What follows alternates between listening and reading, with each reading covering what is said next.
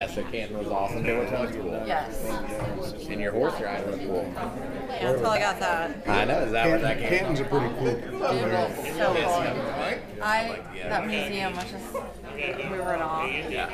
I mean, you have to be a football fan. So did you go? This weekend was the whole thing. Yeah. Did you go to like the speeches and stuff? No, because it No, was because for the moment, and we had just all the safari loose stuff, everything reservations. that doesn't. Yeah. So I had to drive another 2 hours. All right, let's go. Didn't show up with the car when I bought it. It comes out. You're on YouTube. It's already filming They right paid now. me for them. I turned the receipt in. Hopefully. They paid me for them. Oh, how's that? All right, everyone. Welcome to, wow, hope the air conditioning doesn't go out. A lot of body heat. All right, I'd like to call to order, yes, you. As long as Tony's not talking, we'll be fine. I'd like to call to order the City of Lawrenceburg Board of Works meeting for August 6th, 2018. Could I get a roll call, please? Member Paul Seymour Jr. Here. Member Alan Calloway. Here. Police Chief Don Combs. Here. Fire Chief Johnny Tremaine. Here. EMS Director Bobby Mills. Here. City Attorney Dale Weldon. Here. Utility Director Olin Clausen. Present. President Kelly Milan. Here. And myself. All right, any announcements? I don't have any in this meeting. If not, I'll entertain a motion to approve the minutes of the previous meeting. So moved. Second? Second. All those in favor? Aye. Opposed? Motion will carry. Committee reports, Fire Chief Johnny Tremaine. Passed out the run totals for July. I would tell you those numbers, but I passed them all out, and I don't have one, but I believe it's 30 and 34. If you have any questions, let me know on that. Also, we conducted our quarterly live burn. It was a car fire. We had our department and 3 others attend with us and trained with us over at the training facility. It was over a 3-day weekend. And today, this morning, we presented to somewhat 40 participants for SEIOC fire extinguisher training with the use of the safety department's training area. So let the report to the board on that. All right, thanks, John. Police Chief Don Combs. Thank you, Mayor. Just let the board know we are well underway on our hiring process. We've done the first part of the interviews. We've done the agility test on the applicants, and we've done a written test now on the applicants. We're in our next phase this week. We started out with 30 or 40 applications, dwindled it down to about 15. We got down to 12, and now we're down to 6 persons on this last phase of it. Now we got our formal interviews coming up this Thursday at 6 o'clock. And if you want to be involved as part of that, you're more than welcome to do that, Mayor. And the board. Okay. That this Thursday is will be our formal interviews. Where Okay. at? Police station. 6 o'clock where it starts. About 15, 20 minutes. That's about an hour and a half. Let me know if you guys are planning on going, because we'll have to schedule that as a meeting, right? Suzanne? Oh, I'm sorry, yes. If we have to more- post it. Yeah, we'd have to post it. So just let me know, and then we can get I that won't taken be care able of. to make it. I You won't know be able to that. make it? No. Just let me know, Paul. All right, anything else? Go ahead, thanks. Okay, thank you. EMS Director Bobby Mills? Yeah, Mayor, the only thing I have is our run totals for the month of July. We had 193 calls, and I passed out the statistic sheets. That's all I have. That's up from June, wasn't it? Yeah, it's up. It's our largest volume for July since I've been keeping statistics. About 50 calls more than normal.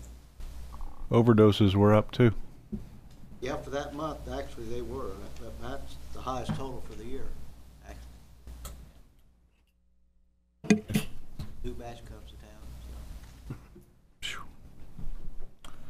Okay, anything else? All right. New business, David Schneider, Aegis contract.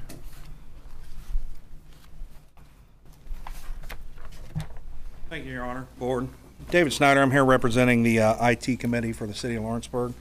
A while back, we set along the endeavor to update the security surveillance system, and you all know with the cameras and everything, we updated that and brought them up to snuff to where basically they're good for a decade or so down the road, where even administrations down the road won't have to face what we faced in the faulty system. Since then, we have started looking hard at our city assets that have alarm systems, and that's panic alarms, access egress alarms, things of that nature. So Assistant Chief Pat Myers and Mike Abden and myself took that task on, and it's been a long time coming with 3 different vendors, but we have finally got to the point where we have a bid on the table that we think is acceptable, and we would like to get your permission to move forward with that. And I'm open for any questions you might have concerning this. Any questions, guys? They've been working on this for quite some time. Actually, we made them go back and Couple times. whittle down somehow on the price a little bit. And Aegis is a company out of what, Cincinnati? Yeah, yep, they're out of Cincinnati. And the thing is, our alarm systems on our assets, different city buildings, and I can tell you what those are if you need to know, just weren't up to code. They weren't up to snuff. It wasn't. Assistant Chief Myers can speak on this maybe a little bit more than I could, that the fire inspector come and actually cited us on. There was ventilation alarms that technically they just weren't hooked up. There was faulty panic buttons and panic alarms, entry door alarms that were hooked up that were faulty, that weren't working at all. These old switchboard monitoring stations weren't reporting to our comm center. It's really old technology. Just for instance, this city asset here, the city admin building, it's still running off the alarm system that it was in when it was a bank. And the old data line, the old data, the way they did communicate then, that just don't communicate to our comm center the same way. So we're going with a wireless presentation. We went back and forth, and the thing we like about Aegis, we had 3 bids. We had one bidder back out, one bidder come in substantially higher. He wanted to blank canvas the whole city and start from scratch. Well, what we liked about Aegis is we worked with them. They're experts in their field, and we worked with them over a lengthy period of time, met with them several times, did several walkthroughs, really asked a lot of questions, make sure the city was getting the most bang for their buck. If we didn't understand something, we made sure that we understood something. So in layman's terms, they broke everything down, explained everything to us. They're taking a lot of what we already have in place, and they're actually rebuilding circuitry to make what we have in place work. They can't do that across the board. They can't do that in this building, but they can do it in, like the clerk treasurer's building, community center, things of that nature. The community center wasn't up to code. It's the newest system that we have, and it wasn't up to code, and it was a faulty system, and but they can take some of the things that are there and make them work. So that's where we're at. And like I said, the annual monitoring, these systems, these alarm systems do have an annual monitoring fee, but we was able to cut that over a quarter what our past annual monitoring fees were, going back 7 years. So we're cheaper now than we were then. So, but there will be an initial cost of the city alarm takeover by Aegis. So this is a bill that we've paid in the past, annual monitoring. Yes. Yes. Minus about $4,800. Yeah. And as far as the system takeover and upgrades, the number you see there is substantially, it's the way they're going to do it, and it's $60,000 less than the next closest bid. Okay.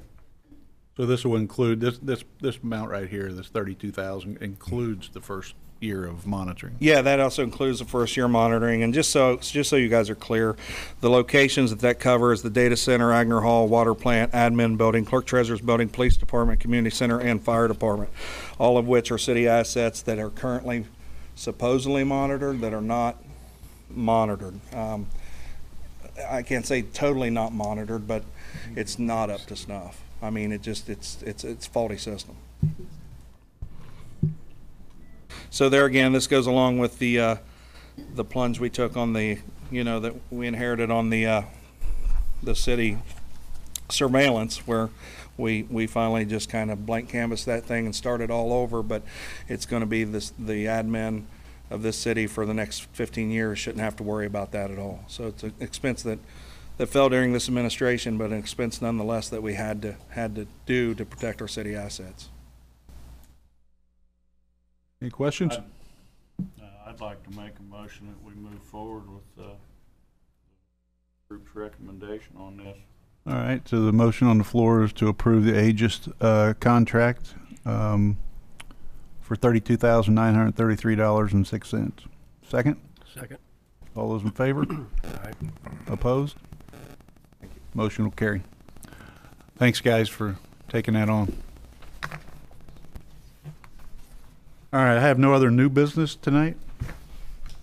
Old business, Mr. Clark, the storm sewer project over at the Yes, thank school. you, Your Honor.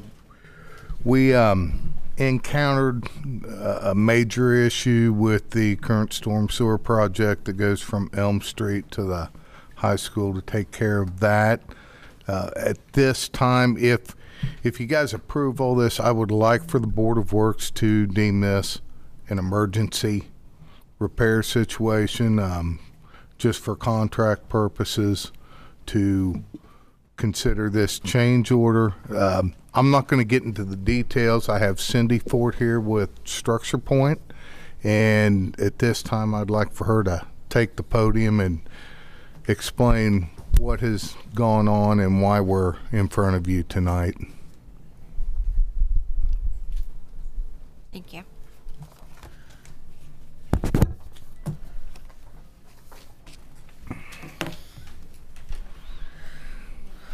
Sure. Thanks.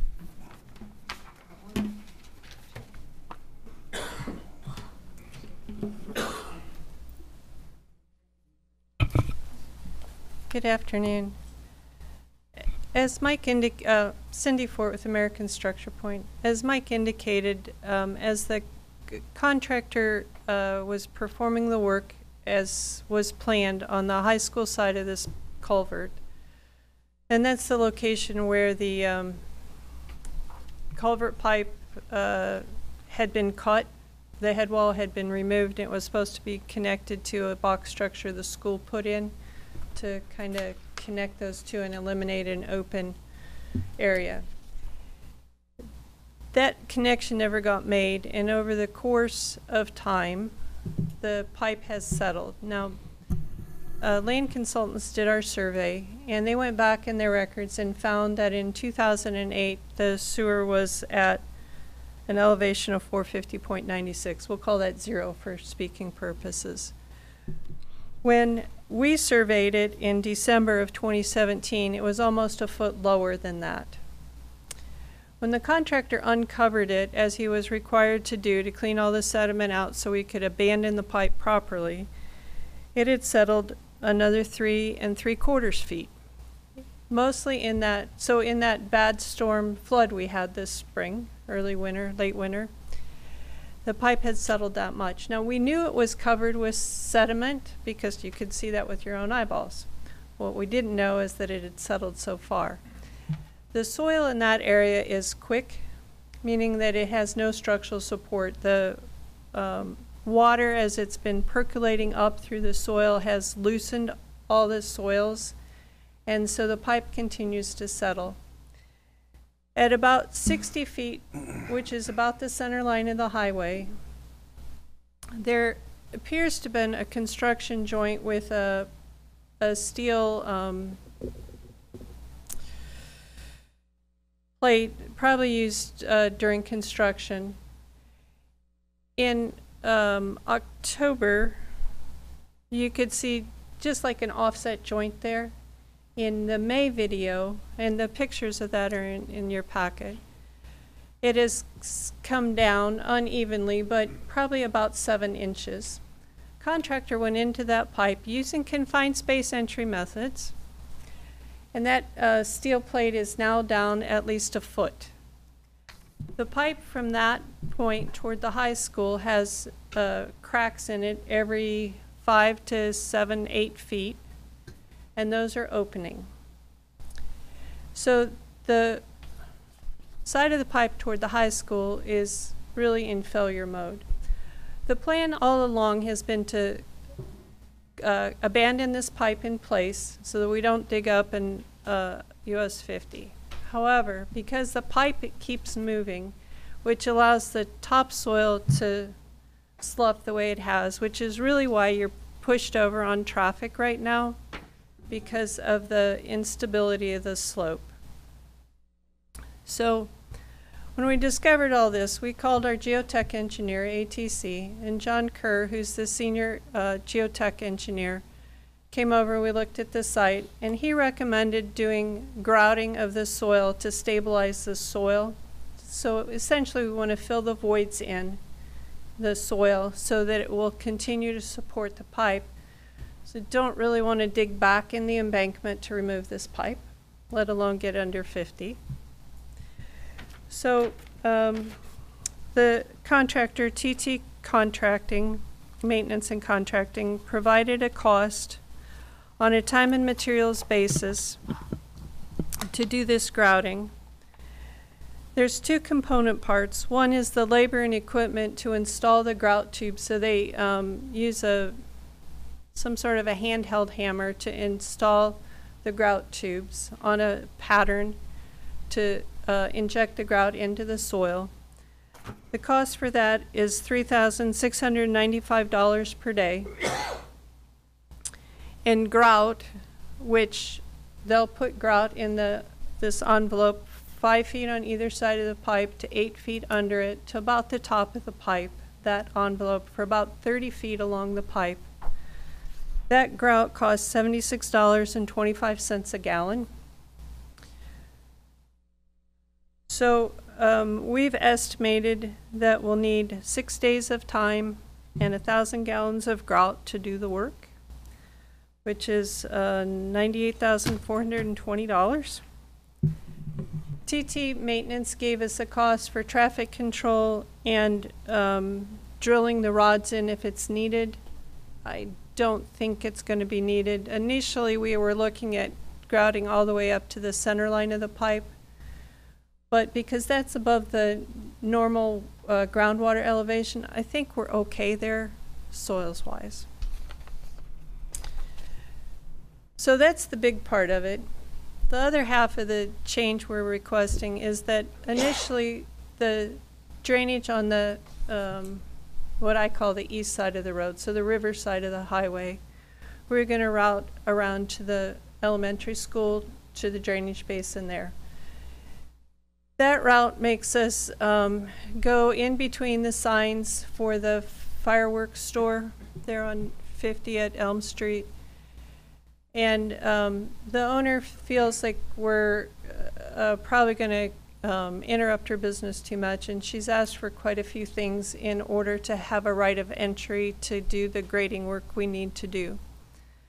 So we, at Mike's request, we looked at another route, which is to do grading to send the flow toward Tom Stacy's. Tom Stacy's, okay. And then down the alley, which is grass, and across Euphemia Street and tie into the existing storm sewer. So the water gets to the same storm sewer, just a different route. There's enough fall to do that. The grades work. It's more difficult construction because we're working between the house and the fence and the power lines and then a garage. And so the contractor can't do work the normal way. I don't even think there's room to turn a backhoe in there. So he's going to have to work kind of the difficult way. Talked with Terry Sloan about the cost. So it's a little shorter pipe. It's a little less fill, but it's much harder construction. He's proposed that he do that work for the same cost that he had it in the bid that you've already approved. Excuse me. We ran an estimate on the redesign, which is the last sheet in your packet. And our estimate to do that with the difficulty and replacing curbs, sidewalk, and street is about the same. So I think that's fair for the contractor. It's fair for the city to do that. So we did prepare change order 1. Now, I got that done late this afternoon, and Terry's been working in a trench. And when I called him at 5:45, he was not back to his office, so he's not seen the change order. But we've talked about it, and I think that the costs are good. But we would like to get the soil stabilized under that storm sewer. Sorry, sooner than later, so that it doesn't continue to fail and potentially cause problems with the roadway. Which is why you have a change order presented to you today as old business without a lot of review time. I'd be glad to answer any questions. Now that all that's cleaned out and fairly empty, if we were to stabilize it, if we were to put grout in it, why, is there a reason why we have to reroute it? Or can we just, it's been working for 50, 75 years. Well, it doesn't work anymore because the outlet of that pipe is lower than the outlet of the next structure by 5 feet. Now my question there is, when they put the field in and did the high school work, you know, I hate bringing this up, but when they did that work within a month, that road slipped. Did they do something wrong? It appears that they did. Be corrected down there.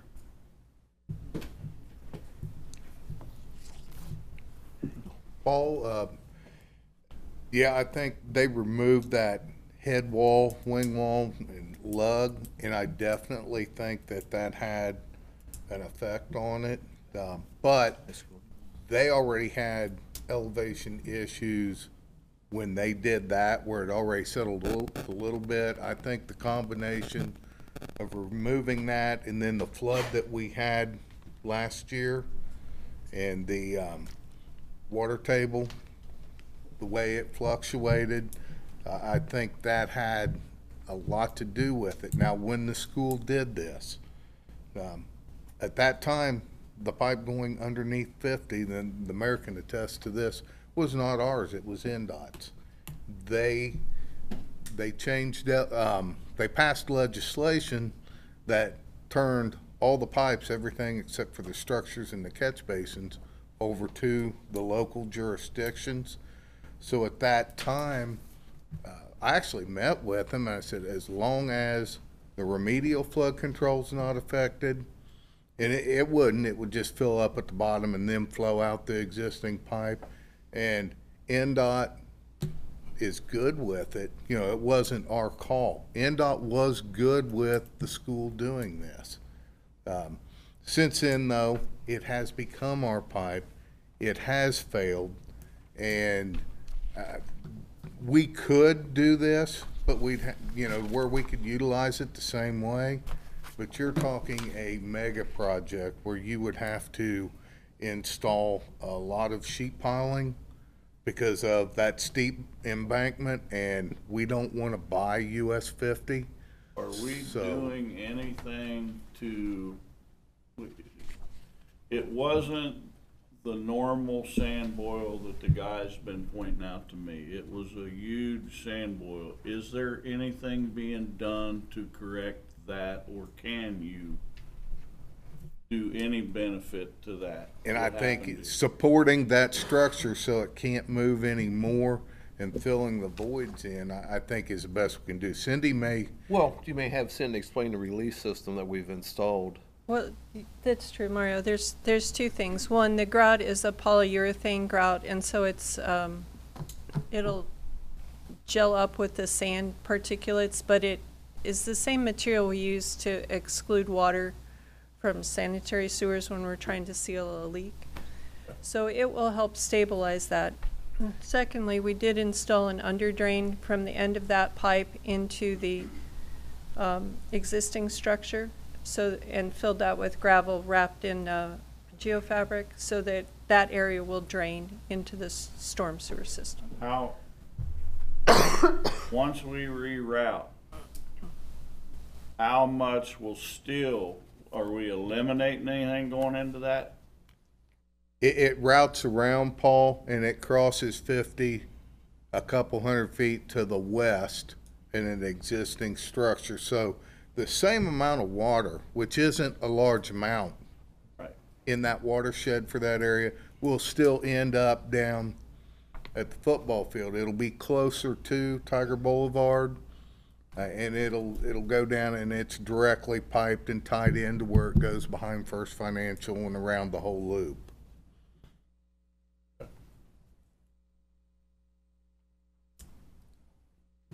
Any other questions? But if you do consider this, if you could, because of the dollar amount of the change order, I need the Board of Works to deem this an emergency repair for unforeseen. If you could include that in the motion, I would appreciate that. So is the change order, if I'm reading, I mean, because there's a variable here, but the change order is $98,420? Yes. Okay. So if traffic control is required, is it additional cost? Be additional. And Mary, it could be less than that too. That's Not to exceed. It's a not to that's exceed. based on that, and I'm hoping it'll come in under that. Okay. So not to exceed the $98,420 is the change order. Correct. Okay. Will? Can I get a motion? I make a motion that we approve this with, and deem it an emergency to move forward. Okay, so the amount would be $98,400, not to exceed $98,420 for the change order, Correct. and to deem it as an emergency situation. Thank you. Second? I'll second it. All those in favor? Aye. Opposed? Motion carries. Thank you, Cindy. Okay, and Dell, if you have any time tomorrow to stop by my office, I do need to talk to you about a right of entry preparation and just some different conditions of that. Yes, sir. Thank you. Okay. I have no other old business for this meeting. If you all don't, I'd entertain a motion to approve the claims. Motion. Second? You get out. All those in favor? Opposed? Motion will carry. Need a motion to adjourn. Good. Second? Second. All those in favor? Aye. Opposed? Motion will carry. Parks and playgrounds as soon as we're seated. Callaway made the motion, Paul Seymour. So, who signed it? I did. In fact, if you've got one you want me to sign, I'll go ahead and sign that now.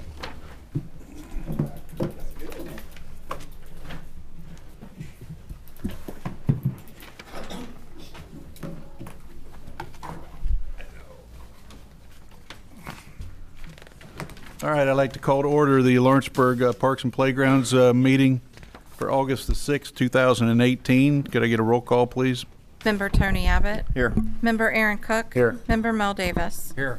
Member Randy Abner. Here. Member Paul Seymour Jr. Here. City Attorney Del Weldon. Here. Utility Director Olin Clausen. Present. President Kelly Malone. Here. And myself. Okay, any announcements? If not, I'll entertain a motion to approve the minutes of the previous meeting. Get that, just So moved. send me. Second? Second. All those in favor? Aye. Thank you very much. Opposed? Motion will carry. New business, I've got a couple. One is the Heart and Lung Health Walk that is in conjunction with Fall Fest.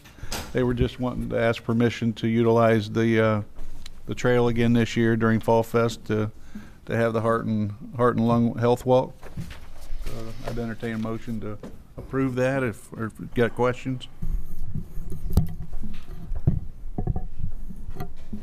So moved. Second? Second.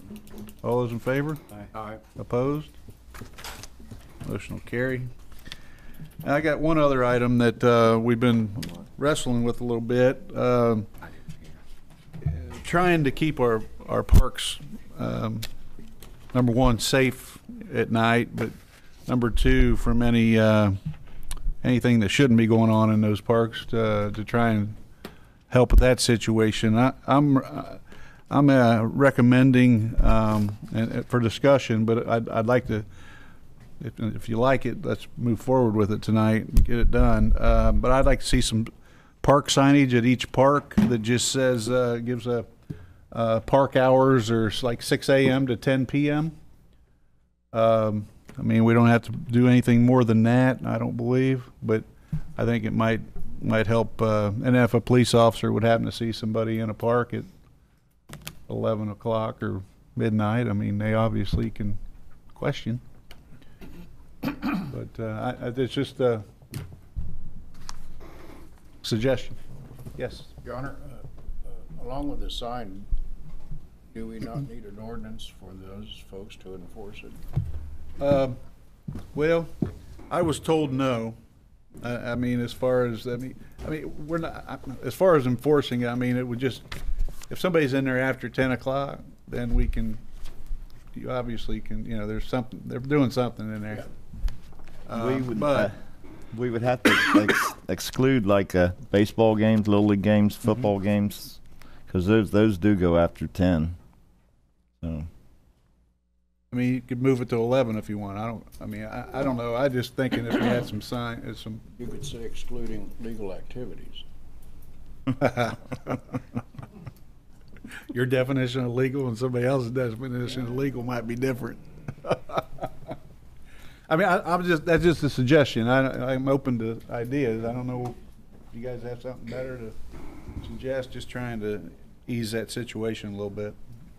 Well, we need to do something. I've had a couple people come up to me and say they're afraid to walk the levee now because of people staying in the restrooms and just hanging out, basically. I'm all for it. I'd like to define a park. I'd like to make sure there's an awful lot of people walk that levee. Oh yeah. And I don't know whether that's defined as a park or not. So I would like to possibly get that included in different spots.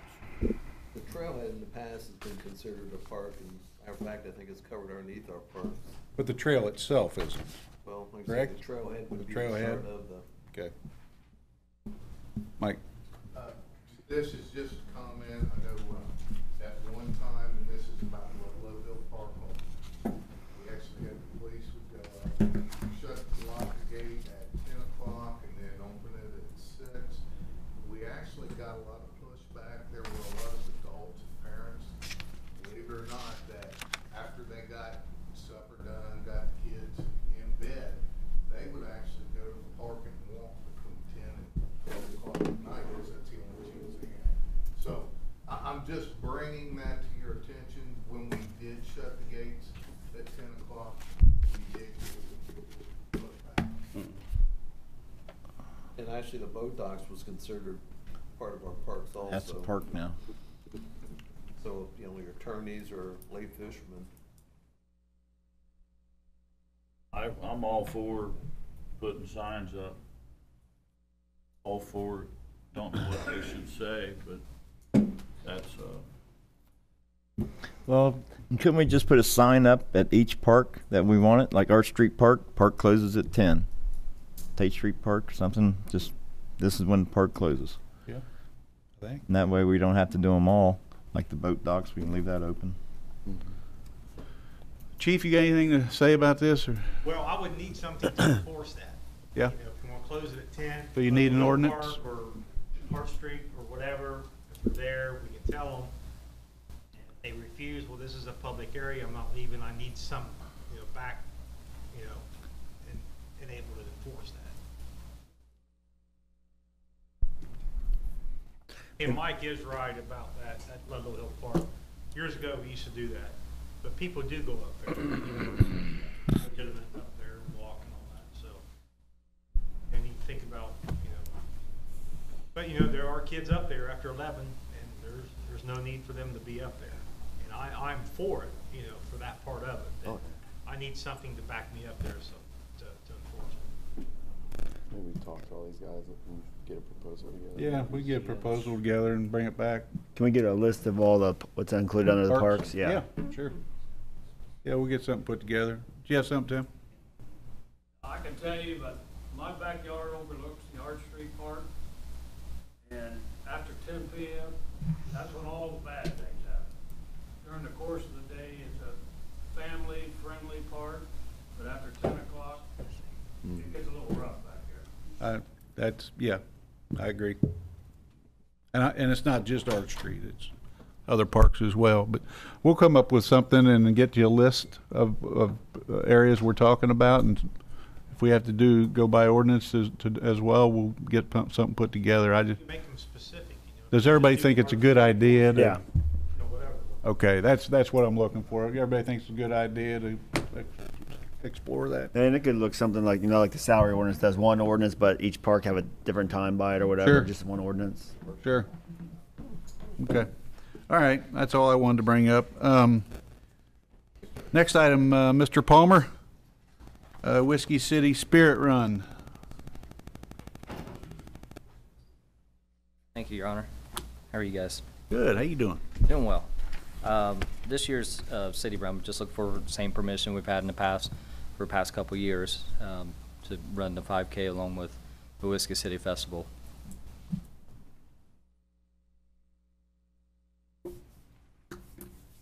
You should have in your packet the map. Everything's pretty well the same. The run will start at 11. Usually everybody's clear by noon. The only difference this year is we probably will not end it at the event center. For the past couple of years, it's been tough to really get them to participate, to try and keep people. You know, one of the things that the committee would like to do is eventually get it to where there's activity or something going on to kind of keep people downtown until the festival starts at night. If you all remember, what streets were that's all encompassing? It's a little blurry. Outlined in blue there, Tom? It comes down by AEP and then comes down High Street and then goes out front, across Tate. If you all remember, we sort of, I think a year ago or so, or even longer, we decided not to allow any street runs in town except for those that already have been doing that, I think. Okay. We weren't allowing any new, but I mean, you guys have been doing this, correct, in the street? Mm-hmm. Last year, there was a little bit of an issue. We had one officer that was helping with just a barricade, so Perleberg and I kind of helped him get the barricades out because we had a kid complete the 5K in 17 minutes. It was pretty well impossible for us to start putting the barricades out and then allow the runner to keep up with him. He was tracking. I mean, we were using cars and ATVs, and we couldn't hardly stay in front of him. So that needs an adjustment. Another thing we thought about recommending is maybe at the major intersections, to maybe work with Donnie to see about us having volunteers help to mitigate the runners going through. I would highly suggest that you can get volunteers to do that because there was an issue. The officer Yes. trying to set the barricades up. I was helping him. I completely Right. remember. And we've had volunteers in the past, like the bike race we've had and the regatta and all that, and that really helps immensely. Okay. I mean, if you would get enough volunteers, enough to cover these intersections, to set the barricades out and direct the runners, Every intersection or just the main ones coming through, or could we sit down and look at? we would have to sit down and look at what Okay. we have, And I'm willing to do that. And if it's an issue, we'll stick to the trail next year. I'd like to have one more year, see if we can get the volunteers. And if I feel like I don't have the volunteers this year, we'll make that adjustment this year. I'll work with Donnie and see what we can do. All right, fair enough. I think everybody okay? Yeah, the direction. And I'd like a report back on how the volunteers went, because that was the whole issue. Okay. It was every bit of it. There needs to be more participation between the organizations also. I mean, we end up usually having 5 to 10 from each one. That's usually help, and they need to step up. If not, we'll make the adjustments. Okay, bud. But ideally, we're trying to have, the whole reason going through the streets is to eventually try and get it more of the festival. I mean, people do compliment the city, running through it, and it is pretty cool. So hopefully we can get it up and going. All right. Thank you. Thank you.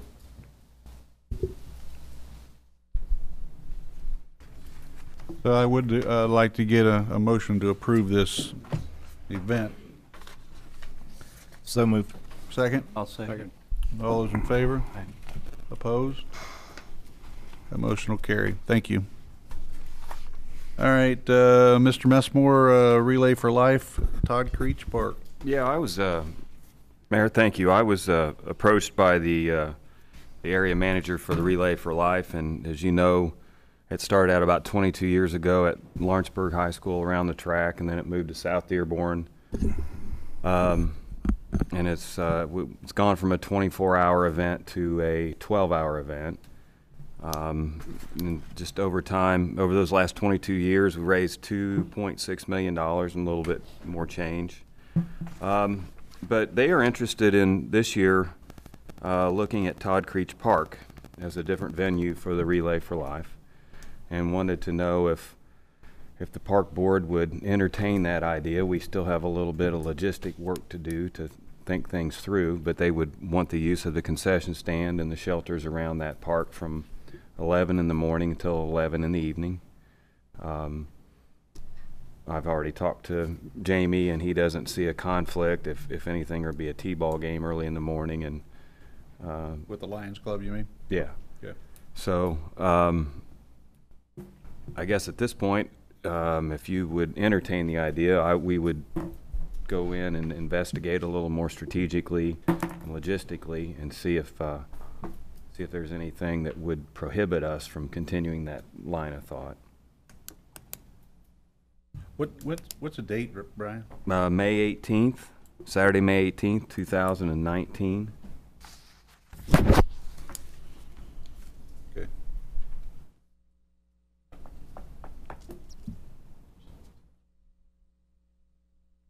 Any questions? When's Little League start? April. We okay with holding that event here? As long as it doesn't interfere with anything, it's fine. Can I get a motion to approve Relay for Life for May 18th, 2019? So moved. Second? Second. All those in favor? Aye. Opposed? Motion will carry. Thank you. Thank you. Thanks, Brian. I have no additional new business unless anyone else does. Old business. How about if I bring this up under old business? Is that all right? Oh, yeah, go ahead. Pass those down. What I'm giving you guys is a plan for a splash park, a new splash park in Long Beach. Reason being is our old splash park is pretty much obsolete. A lot of the features don't work. The automatic system doesn't work, so we have to run water through it constantly the whole time the pool's open. So that's a big waste of money. And some of the features are even getting dangerous. So Mario has called in and working with the pool manager to see about getting a new splash park. Now some of these costs here we can probably lower. Like the pool filtering system, I don't think we need the A1 filtering system like we have for our big pool, but we'd go to a sand filter and that would be less. But I just want you to look at it. I'm not asking for a vote tonight. Look at it and then next meeting to vote on it, because if we're going to do it, we need to get it voted on quick. Is there any chance to get any other pricing? Mario? Yeah, we can compare. We've got actually some other features that we did go out and get price shop those features. I mean, just options, I guess. Short pockets. Huh? Short pockets. Not really. Short what? Yeah. Pockets. Oh. Are you calling me short pockets? I did last meeting too. Well, that's $1 million. Well, that's, I know that's half the price that they built Greendale Pool for, so. Yeah. and this is a pool. It's not like our old splash park. It's a whole wading pool. Dee, if you'd like to get up and say something about it, you know more about what's in there or not. Okay, then. Well, this is going to be a wading pool.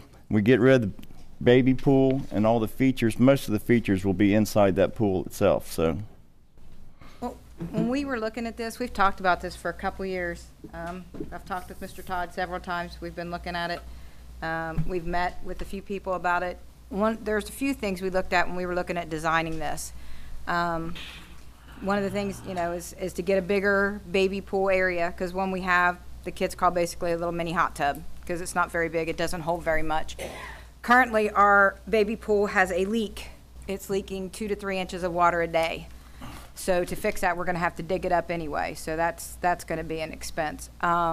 Your water play equipment that we have there is 10 years old. Several pieces no longer work. They're broken. Some of them we can't even get parts for them anymore. So we're looking at that issue. It's getting very outdated. When we looked to design this, we talked about doing an inclusive play area, similar to what we did with Arch Street Park when they made Arch Street Park accessible to children or people with disabilities. So it's more inclusive, designed that people that want to participate know, you know, if they are in wheelchairs or stuff, there's many activities that they can do there that we don't have currently at our facility. We'd be one of the only facilities that would have that in this area. It's going to be a zero entry wade pool. What's the capacity for the baby pool now? Right now? Yeah, looks pretty small. Yeah, I mean, if you get 10 children in there, you're pretty much overcrowded. That's one of the biggest complaints I've heard from people at our pool is the baby pool's not big enough. The parents. It's pretty small. You know, this one's going to measure, I believe it's 37 feet wide, 43 feet long, this new one. Of course, my favorite feature is the pirate ship.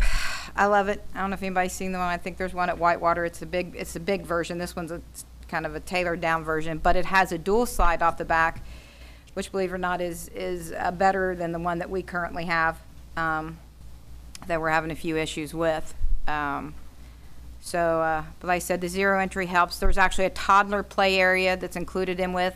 As an area for people with little bitty ones. We put it at the zero entry part of the pool, just more for safety features. And we also added onto this a pour pad play soft surface area, because right now we have concrete. And trust me, the skin, knees, toes, faces, heads, hands that we get over there is quite a bit. It's a running area. There's not much you can do about that. The features, that's what they're designed for, kids to run and play in. So, but that's my take on it. I would love to see us update this and put some new stuff in there. I think it would be great for Lawrenceburg. I think it would be a good big attraction for us, and I think it'd be a good thing for the citizens here. Any questions? Yeah, price. I know. I'd like to see give some other everybody something to think about. Maybe we could do a little swamping. Swamping or swapping? Would you be willing to forget about the splash park at the Civic Park? If you get that splash park in there, I'll forget the splash park at Civic Park. I don't know if everybody else would. All I'm asking right now is you said you don't want to vote, but you're talking like you might want some prices, which I agree with, but I would be much more apt to put a splash park in the pool to update the pool than I would worry about the money that we're fixing on spending at the Civic Park. Now maybe we can plumb the Civic Park for a future, which could be done. There's no doubt in my mind they could do it. But I would much rather see this than I would at the Civic Park. So my question to everybody involved in the Civic Park and the Splash Park, could we meet on this and talk about it and see? I mean, Kelly, it's wasn't expecting it. I knew it was being planned on, but I got no problem with updating things. I don't know that we need two of them, Tony, that's all I'm saying. I don't think the Civic Park is gonna have a pirate ship, but, I'll meet and talk with you about it, but I won't necessarily cast my vote that way. And that's why I wanted to have a conversation on it, just to get everybody's, thoughts. Okay, but still, I would like to keep that, I mean, there's nothing wrong discussing it, but I still like to keep that issue separate. I mean, this is a splash park that is just, it's seen its better days, and it's costing the city a lot of money. That water runs constantly. This new one will have recycled water. We're gonna save money right there. It's a separate issue from the city. This is recycled water. Well, instead of running water 9 hours a day, that's a lot of water we done. Why couldn't that one have recycled water? This one? No, the one at the Civic Park. It does. The one at Civic Park was going to be recycled. Yeah. What's wrong with But that? I'm saying compared to our old splash park over here, that's not recycled water now. Every drop we drop in there goes straight out to the sewer. So you pay the, which, now, the Civic Park is gonna have recycled water, correct? Correct. Okay. This goes to the sewer, right? Right. Our old So one. you're This gonna one here pay does. a water bill constantly. Right. And the problem is none of the features shut off. You have to turn them on manually and they just stay on. I'm talking about the new features. Oh, the new features, yes. The new features, you can turn them on individually. They hit a button, they come on. All the water will be recycled. Does this recycled water have to be monitored every day and sent to the state? Same as a pool. Same as a pool, yes. Well, then I thought, did we just say that the water at the Civic Park was gonna be recycled? Cause I thought we was in agreement that we didn't want that duty. No, I think that's gonna be a one and done. Is it a one done? I Well, think it with is. one meeting, I thought we were recycling it. Cost analysis came back and thought it was better to do it that way with what they're doing over there. That's correct. When will we have a price on the Civic Parks fountain? All I know is Tony said it's coming. Okay. It's sort of, it's in phase 3, so it's not an immediate concern, I guess, but it is for us for pricing, of course. I don't think the fountains over at Civic Park are gonna cost that much. Not that price you heard, Paul. Splash Park gonna cost, at Civic Park, is that gonna cost $1 million? No, about 300. Okay. How can that cost 300 with this is only $995 for everything? That's, Well, how could Greendale's pool only cost 2.1 million? I know, we did good. We got a half price. Wow. Yeah, we get about a third of a pool. No, that's Listen, almost, I'm not. that's almost as big all as I'd Greendale's. like to see is some more options to choose from, pricing wise. That's my opinion. What about companies? Are there any other companies out there that offer this type of thing? What we did was kind of pick out the different features that like Dee was looking at or what some of the kids like, and that's how we priced them or Could you went to turn see your pricing microphone for around, them. Mike? I mean, I just think One thing, Paul, you get what you pay for, and when this pool was built, the ones that are going to do this one, they weren't there. They weren't in on it, and they had to come back, and they have fixed a lot from the other pool installers. So this company has worked with us for Lawrenceburg for at least 14 years, isn't it, Mario? 14 plus years. They're the best around. They do a lot of the Olympic pools for the Olympics. I mean, this is a big time company, and they stand behind their work. Yeah, Mike. Just so you realize on this, because of the magnitude of the project and the dollar amount, we have to hire a design professional, a licensed PE, to do the design, the drawings, and the specifications. We have to follow the formal bid process to advertise and go through the whole thing. If you guys want to do this, we need to be bringing someone on board pretty quickly. That's real quick. Design, that is PE stain. These are from Spears. But I mean, and we Oh, do there's one have to, step off. we do have to take I'm that. looking at this bid. Engineering There's a quality, $113,000 worth of contingency built in. and $130,129.9 of soft cost. So that's $250,000. But we do have to go through the formal bid process, and Dale, you can correct me if I'm No, you're going right. the wrong direction About on both of this. those requirements, yeah.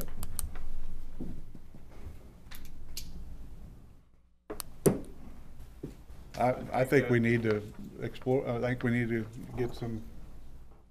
I think this Additional big pricing project's before. worthy of a meeting. Man, I'm sorry? I think this big project's worthy of a meeting. We can do that. Not just 5 minutes. You would rather do it that way? All right. Let me make a note. Pool meeting.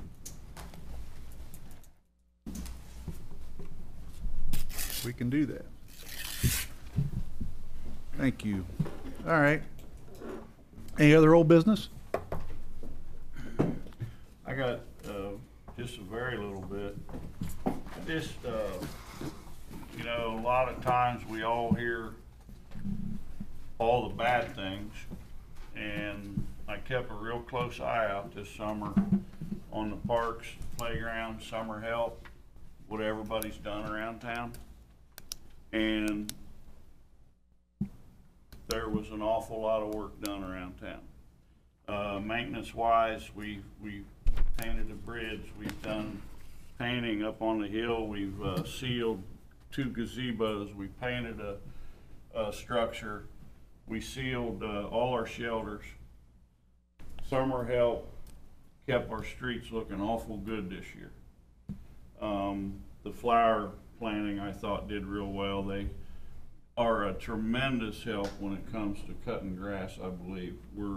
We do a lot of cutting grass in this town, and all I want to say is thanks to the summer help. I think they did a good job.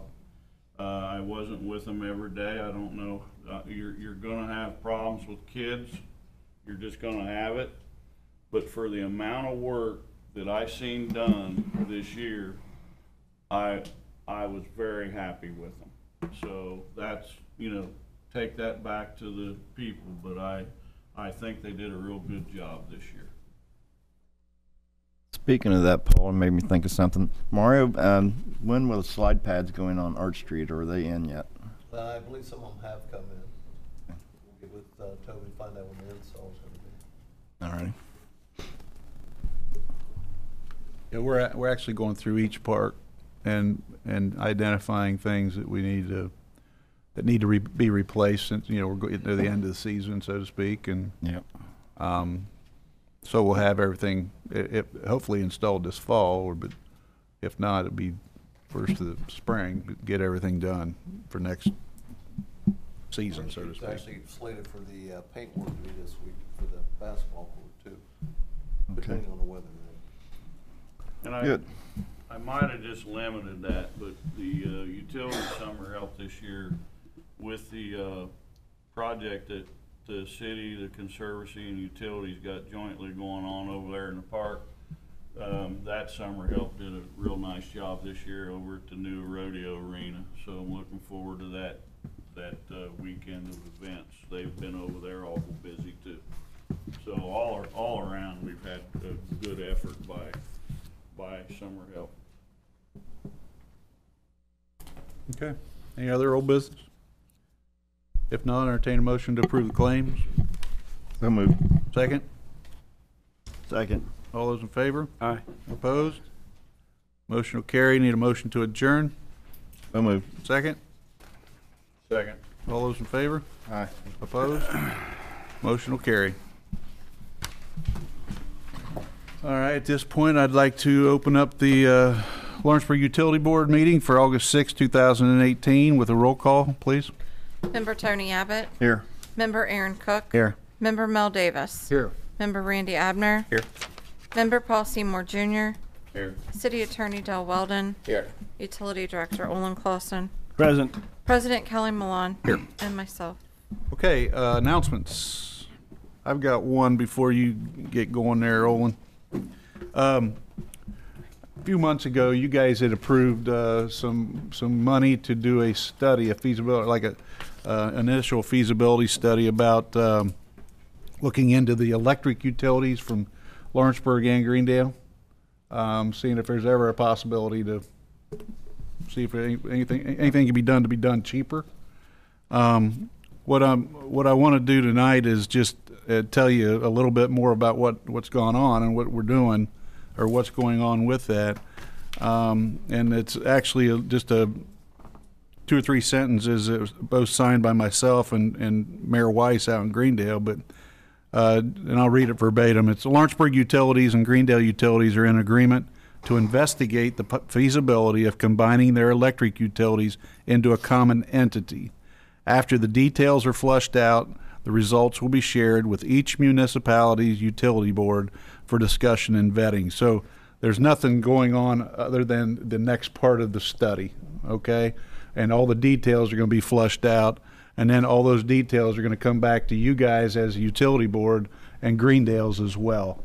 And then there will be a meeting to discuss, okay, does it make sense to go forward? And if it doesn't make sense for both entities, it'll be off the table. But I just wanted to let you guys know what was going on, because I wanted to be open about everything. But you guys had voted on this a few months ago, actually, and then this is sort of the phase 2 of the study. So just wanted to bring that up. The only thing that I'll add to that is any consideration at all to merge or assume the Greendale utility will not result in a single layoff. So none of the employees that currently work for the city of Greendale within the electric utility needs to be concerned at all about their current employed condition. They will, if things were to go that way, they would have gainful employment. They would be subject to retirements and pensions, the same as what the Lawrenceburg Municipal Utility employees enjoy.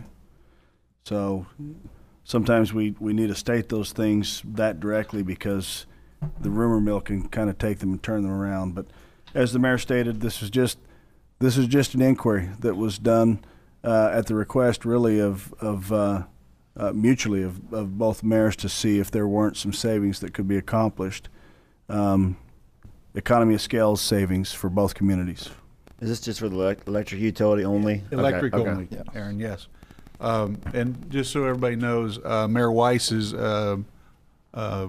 reading this and discussing it as well with his group tonight, actually at the same time frame. So just wanted to make sure everybody was aware of it. It's just a part of the continuation of the study. So. Okay, that's all the announcements I have. Owen, you got any other announcements? We have fast approaching the Whiskey City Lineman and Rodeo. 2 developments. 2 of the people who have committed to come and participate in the rodeo. One of them is currently the CBR World Champion. That's Cody Jesus. So he'll be here and participating. And then also Sage Kimsey, who's the top money winner for PBR currently. So we anticipate to have an extremely well-attended event. We are working with Pat Kreider on getting our tickets out to the individual merchants here on Main Street to be able to start selling those tickets. We put a great deal of time, both utility employees and summer help employees, all the utilities really, in developing and creating a space over there where we anticipate to have just a really first-rate event. We've been supported by the Fall Fest committee in all of our efforts, and we have tried to support Fall Fest as much as we've been supported.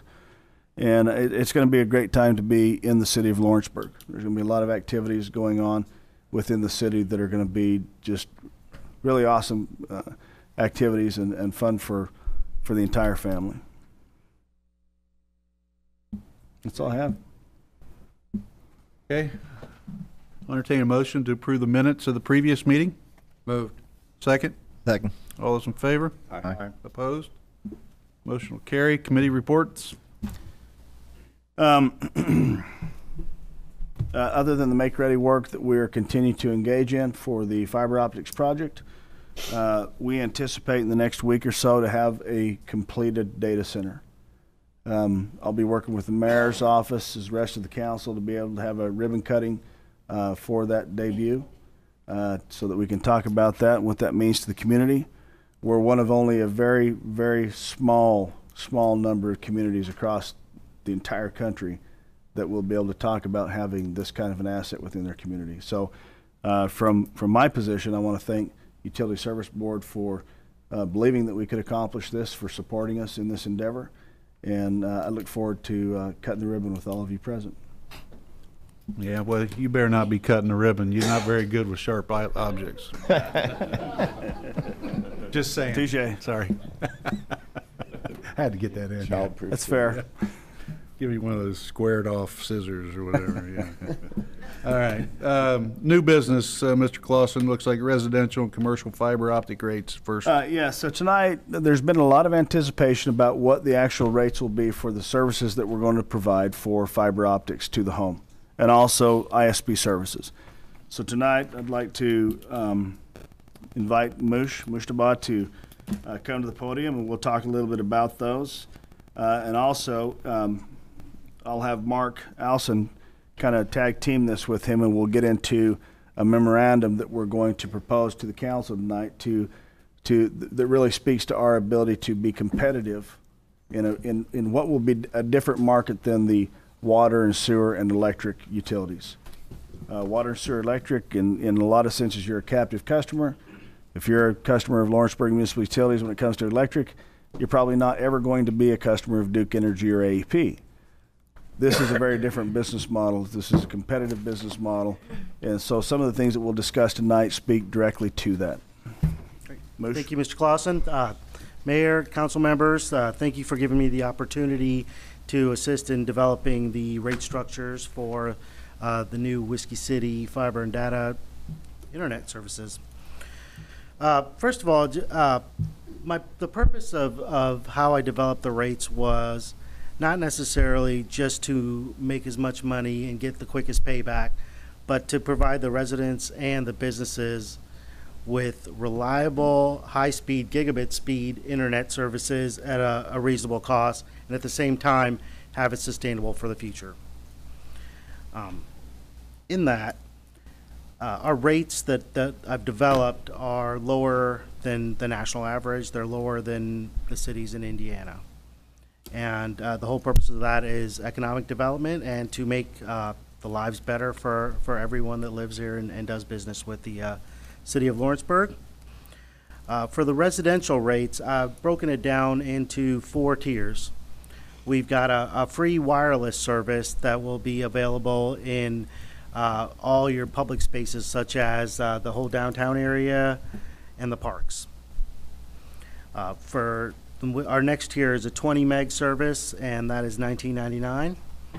100 megs for $54.99, as well as a gigabit service for $74.99 or $75. And that national average for a gigabit of internet, it's over $100 throughout the country. So Lawrenceburg will have extremely robust internet services for extremely reasonable pricing. And to give you an example locally, if there were another fiber provider in the city of Lawrenceburg, which there isn't, if you were to look to Cincinnati, you'll look at costs that are $119 to $120, $125 for fiber to the home connection. Within the city of Lawrenceburg, the fastest connection you're going to get outside of this is a copper connection. We're going to be 5 times faster than that at less money. Also, an important thing to understand is these rates that we're talking about, these will be fixed rates, fixed introductory rates for a period of 2 years' time. So when we start rolling this out and signing customers onto this system, these are fixed introductory rates that will not go up for a guaranteed period of at least 2 years. Thank you, sir. On the business class internet, we have also 4 tiers. A 50 meg connection for $60 a month, 100 meg for $75, 500 megs or half a gig for $99.95, and a gigabit for $149.95. Those are also below the national average. And with respect to dedicated internet access for the larger industrial customers, those will be negotiated on a per customer basis depending on needs and the quantity that they require. Moosh, without naming current suppliers to our homes, could you help me out here? How many megs am I getting to my house right now? Any idea? Oh, I've never been to your house, so I haven't done a speed I'm not a test. gamer. So. I could tell you what I have in my house. Okay. And I have it's a small town, very similar to Lawrenceburg, Latchwell, Florida, where I live currently. And I pay for a 50 meg connection, $109 plus tax plus FCC fees, which if you scroll down in my revenue model and the revenue assumptions, I put taxes and fees. The FCC allows internet service providers to attach certain fees that really are more or less bogus. They're approved by the FCC, but you see them when you get your internet bills. There's always charges for random things that don't really make any sense. In our models, we won't be charging any additional bogus fees that a lot of the other providers. We could pay for that splash park. It could pay for the splash park, but that's something the council will have to decide, and not myself. To give you an idea, Mayor, so like Netflix, they recommend 3 Mbps for standard definition per user. So if you're streaming Netflix, 3 is enough for one person, 5 for high definition. So this is the amount of usage that a residential customer would have. So I need 25 megabits for my kids because they live on Netflix. And but what you're saying, Moosh, is you're paying $109 for 50 megs, and I've got 2 kids that game online, and I watch Netflix. I don't have traditional cable television. I've got Hulu, I've got Netflix, I've got Amazon Prime. And even though I'm paying over $100 for a 50 meg connection, there's times, multiple times, basically when the kids are home, where I get buffering issues, and then it freezes up, and it doesn't make it enjoyable. Okay. I was just curious. I didn't know. And our 50 megabit product is? Well, we have for a resident, we have 100 meg, 20 meg, and a gigabit, which I recommend everyone get a gigabit, and you'll never have any streaming issues. But whatsoever. For comparison's sakes, our 100 meg connection is $54. Correct. So twice the speed for half the money. Mm-hmm. And it'll actually work, unlike where at my house. It works sometimes, other times it's not so reliable. Sir, you had a question? My question, and I might have missed it, when you were talking about the free Wi-Fi. Correct. Is that for the whole city? The way that we would like to see it is really in the population centers. So downtown area, all the parks, we would have Wi-Fi there. Okay. Let me address this. Populated up on the hill also. Well, Mel, so what we talked about were if we have neighborhoods, we will have a Wi-Fi presence there. But to say unilaterally that we're going to have free Wi-Fi in the entire city limits, there's areas that wouldn't make sense, that we don't have homes, that we just have power lines, etc. And so our commitment is that wherever we have populace, where we have homes, where we have businesses, that we will have a Wi-Fi presence there. Okay. And so people, especially State Route 48, for example. For example. And so the apartment complexes, the areas where this council's been particularly concerned with the students being able to have Wi-Fi, 100% those areas will be addressed. That was my next question. I'm glad to hear that. But we're careful not to say that 100% of Lawrenceburg, without question, is going to have a Wi-Fi signal, because if you've got if somebody's up at the top of Florence Drive, Yeah. and they don't have a Wi-Fi connection there, Yeah. I don't want to get drug out on the carpet over it. But I where there's understand people, there will be presence. Okay. Answers my question. So moving down my list, with the capital cost assumptions, the model that was built is based on a 15-year plan, And the next bullet is the interest rate. I used a assumption that it would be a loan at 5% interest for 15 years, and that brings up an issue of how exactly the funding would come, whether you're going to create a new municipal bond for the new utility, or if it's just going to be paid with cash on hand. And I'm not sure if you want to address the bonding issue and how. So it's a completely, well, in your experience, has high-speed internet, strong internet service, gigabit speeds, increased economic development? It in all the studies that have been done, towns that have a robust internet system are doing better and are continuing to thrive, whereas towns that don't are slowly dying out, especially we're talking small rural communities like Lawrenceburg. We know, we also know that if you have a strong school system and a strong higher education system, which I assume this will help also, that you get benefits in the economic development side also. Sure, and even also on the industrial side, if you have essentially the formula for attracting new businesses, whether they're next door or across the continent to wherever in Asia, Europe, is inexpensive land and robust internet.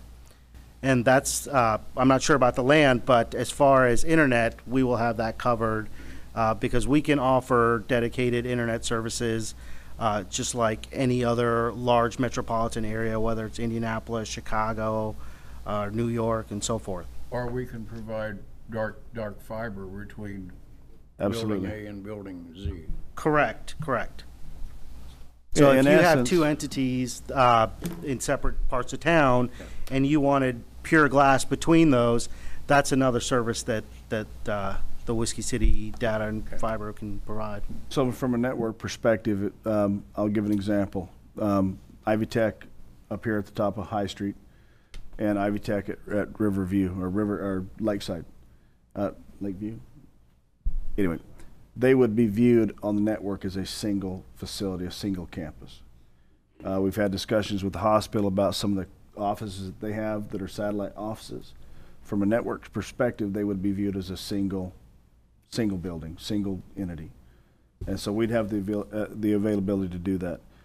The other thing I think is important to understand is there might be one or two utilities in the United States that will be able to offer these types of services for the prices that we're talking about. No more than that. There are very few communities, even the biggest of the big, the most forward-thinking communities, that are doing these kinds of things for their citizenry. It's just not happening. To talk about it being a quality of life issue, there are tons of reports out there that show communities like this that engage in these types of activities, that build these types of infrastructure, enjoy higher property values, enjoy more customers, more people moving to the community, more businesses willing to relocate to the community. And I can tell you from a practical matter, when I meet with new businesses who are contemplating coming to Lawrenceburg, it is literally the first question they ask is high-speed internet. It's not about power, it's not about water, it's not about tax rates. It is, do you have access to high-speed internet? And so anymore, if you don't have that, you're not a player. Let's just be honest. If you don't have it, you're not a player. Okay. So as I was saying, the interest rates, I've got it set at 5%, and depending on how the city wants to proceed with the new utility, whether they want to go for bonding and so forth, that's a decision that will be made internally. And on that note, the data center has been financed in total by the electric utility through a loan. We've yet to initiate that loan yet because the data center has not been commissioned. So the day the data center is commissioned, that note will become in effect. The initial build out for the backbone portion of the fiber optic system was funded by the city, $700 and some odd thousand. The last mile of fiber, which is connecting the homes to the actual system, is estimated to be between $400,000 and $550,000. That is a portion of the debt that we're talking about now, and how the utility is to manage that debt. And we're welcome to have a discussion on that at a later time to try to figure those things out. What I would recommend is traditional bonding for that utility. Utility has a book of business it's going to do. It's going to look at those ratepayers in order to generate the revenue to pay that loan off. Yeah. I'm going to ask a question. When you do the build out, fiber to the home or to the business, I assume it's going to be dark fiber to every business until they request the service. Is that correct? No, what we'll do, Mel, is as we get requests to build the system out. So, for example, we have roughly 4,000 accounts in the system. We're not going to get 4,000 modems and put in the warehouse. We're going to buy 100 modems at first, and as we get down to a minimum number on hand, we'll purchase additional modems. So we're going to take debt on in a very thoughtful, pragmatic way.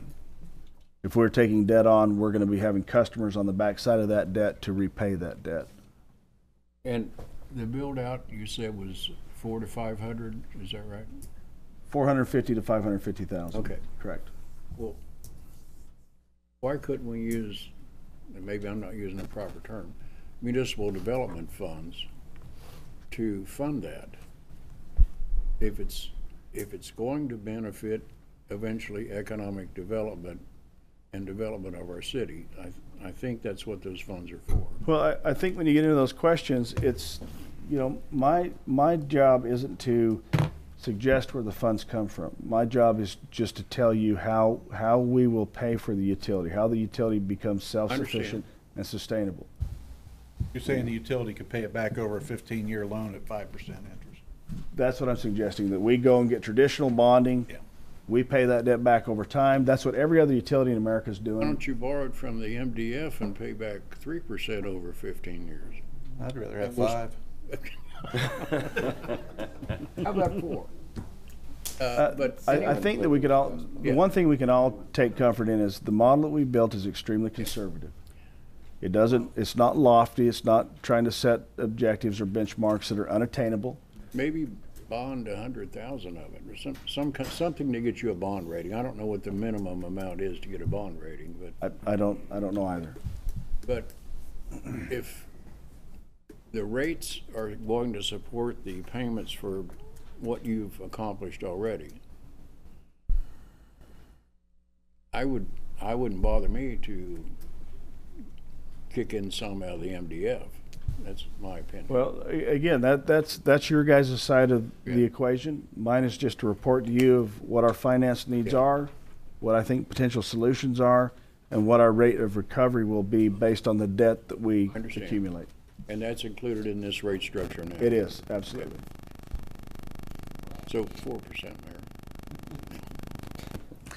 Mayor. Continuing with the capital costs, so regarding the make-ready in internal discussions, we decided that the LMU Electric would pay for 75% of the make-ready costs incurred to get this system up, and Whiskey City would pay 25%, which in when you look at it as far as how much work is being required because of this new fiber optic project, it's about 25%, and 75% is just your normal electric usage. Yeah, and I agree with that. So what he's talking about is when we did the make ready, we sent letters of notices out to all of the people who have communications on our existing poles.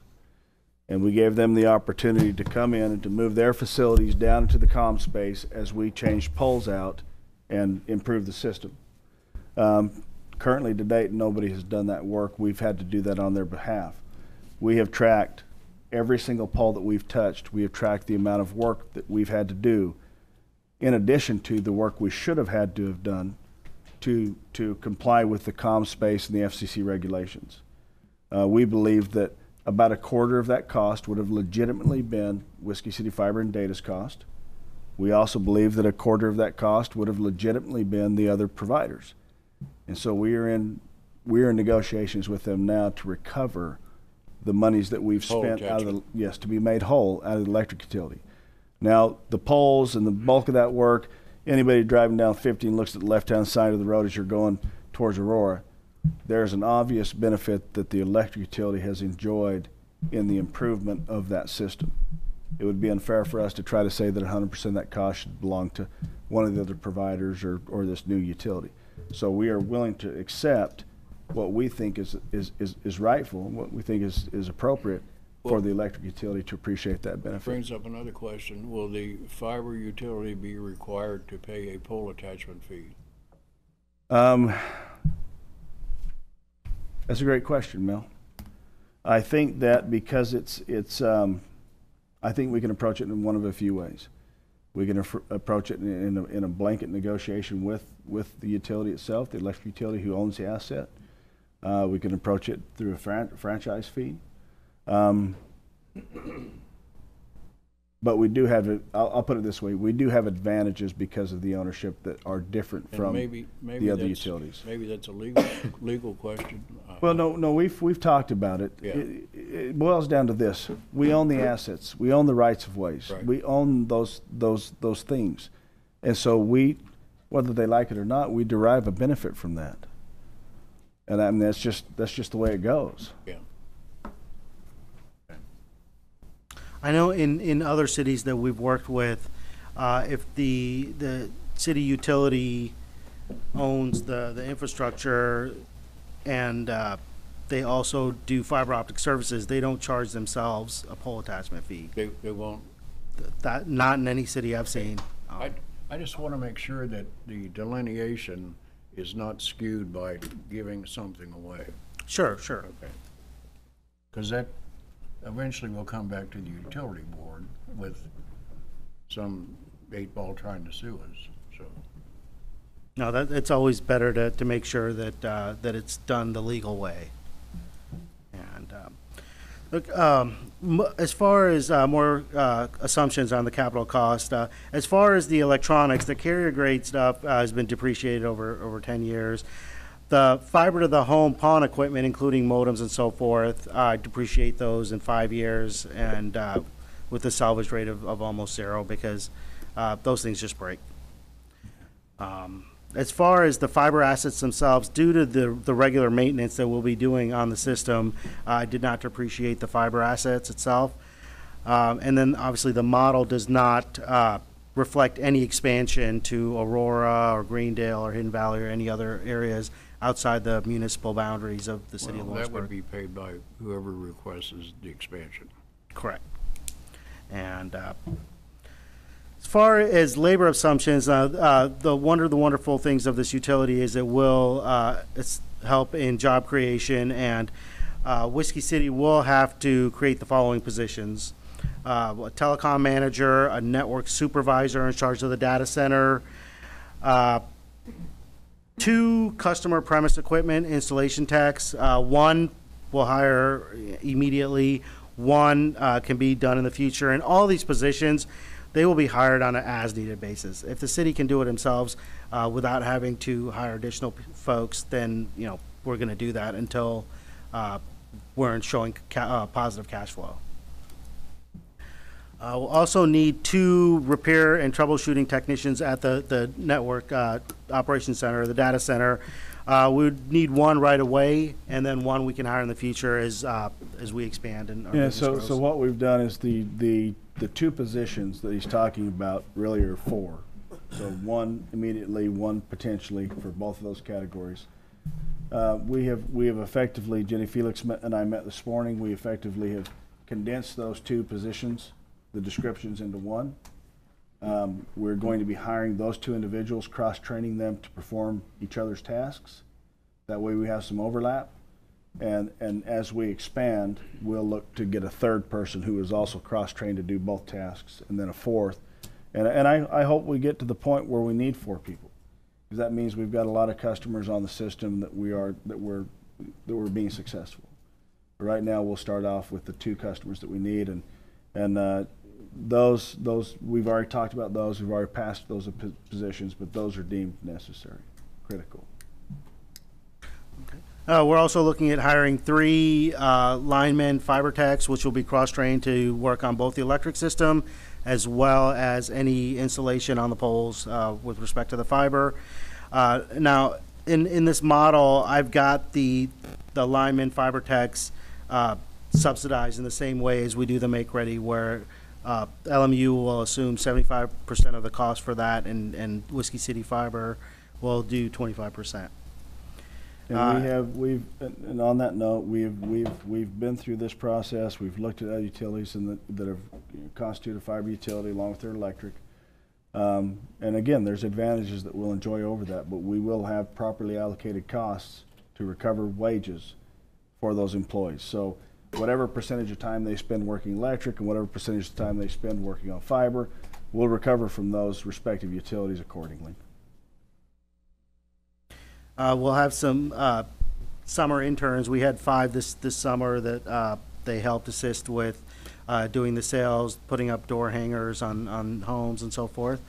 And those are the labor assumptions. As far as the revenue assumptions, as I mentioned earlier, this model does not include any taxes and fees. We're not going to put any bogus fees in there. As far as taxes, that the only tax will be sales tax, which will, which is very standard for any operating procedures.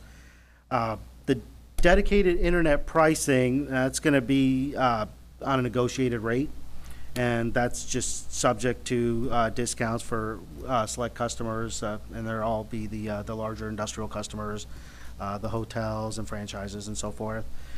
Now with that, and I purposely made this model extremely conservative. Just in the first year, I assumed that we might be able to hit 10% of the market penetration as far as homes.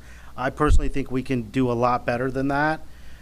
Just walking around town, doing some of the initial surveys, people would come up to me and say, what are you doing, first of all, and why are you doing it? And I would tell them we're in the process of designing a fiber optic system, and they would immediately start complaining about incumbent service providers and are excited about the system and are ready to get on board.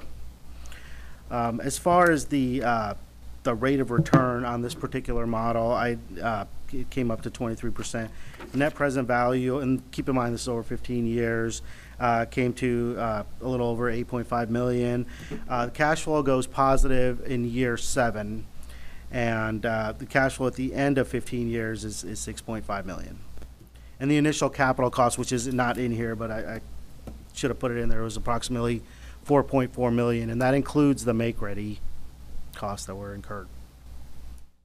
With that, I'm open for questions, comments, concerns.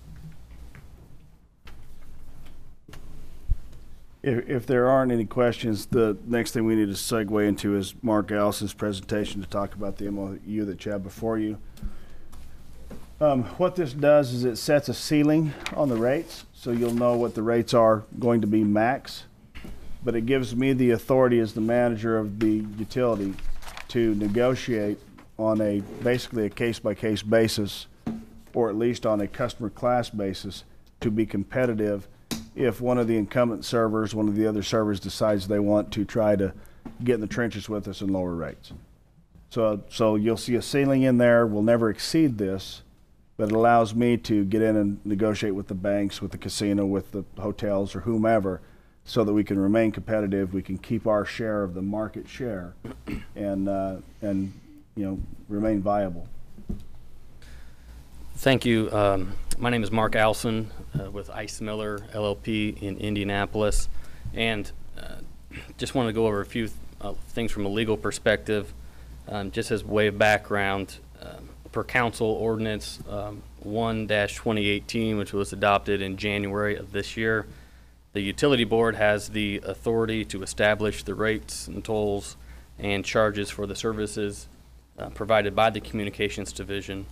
So the resolution that's being presented today that should be in front of you is the mechanism that does in fact establish the rates and charges that are set forth in the text of the resolution and the attached schedule. And these are the rates that are consistent with the presentations that you've just heard today by Mr. Clausen and the model developed by Moosh. And on page 3, the schedule of rates is just as was presented by Moosh. As Olin indicated for the residential and the business class. It's a ceiling, which provides certainty for the board, but also allows him to have some flexibility to compete in the market. And then there's the additional for dedicated internet access. There's the utility director also has the flexibility to negotiate those on a unique customer specific basis in order to be able to compete best in the market. So they've all said everything else I was going to say. It's nice about going last. So unless there are any questions, thank you. No questions? We need to then get a motion to approve resolution of the Utility Service Board for establishing rates and charges by the Communications Division. Is there a number with the resolution? So moved. Oh, do we need a number? Second. We need a number. 6. 4. You know what the resolution? 6? I was close. 6, you're close. Okay, so I'd like to get a motion to approve resolution number 6-2018. So moved. Second? Second. All those in favor? Aye. Opposed? That motion will carry. Thank you. I want to thank the Utility Service Board for being behind us in this project. It's been quite an undertaking. It's sometimes I feel like I'm treading water, and so having your support to be able to pull all of this off has been huge. So thank you. Okay. Next item, Marilyn, pole attachment process, general terms and conditions is? We are going to be adding a pole attachment agreement process to our general terms and agreement document.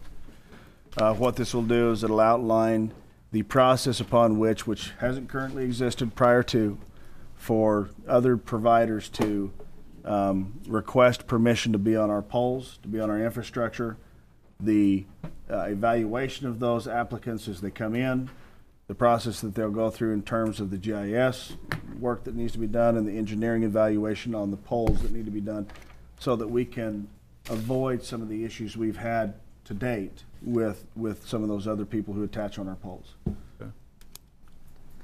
Okay, so do you need anything in form of a motion tonight? Just a motion and an acceptance of us developing that.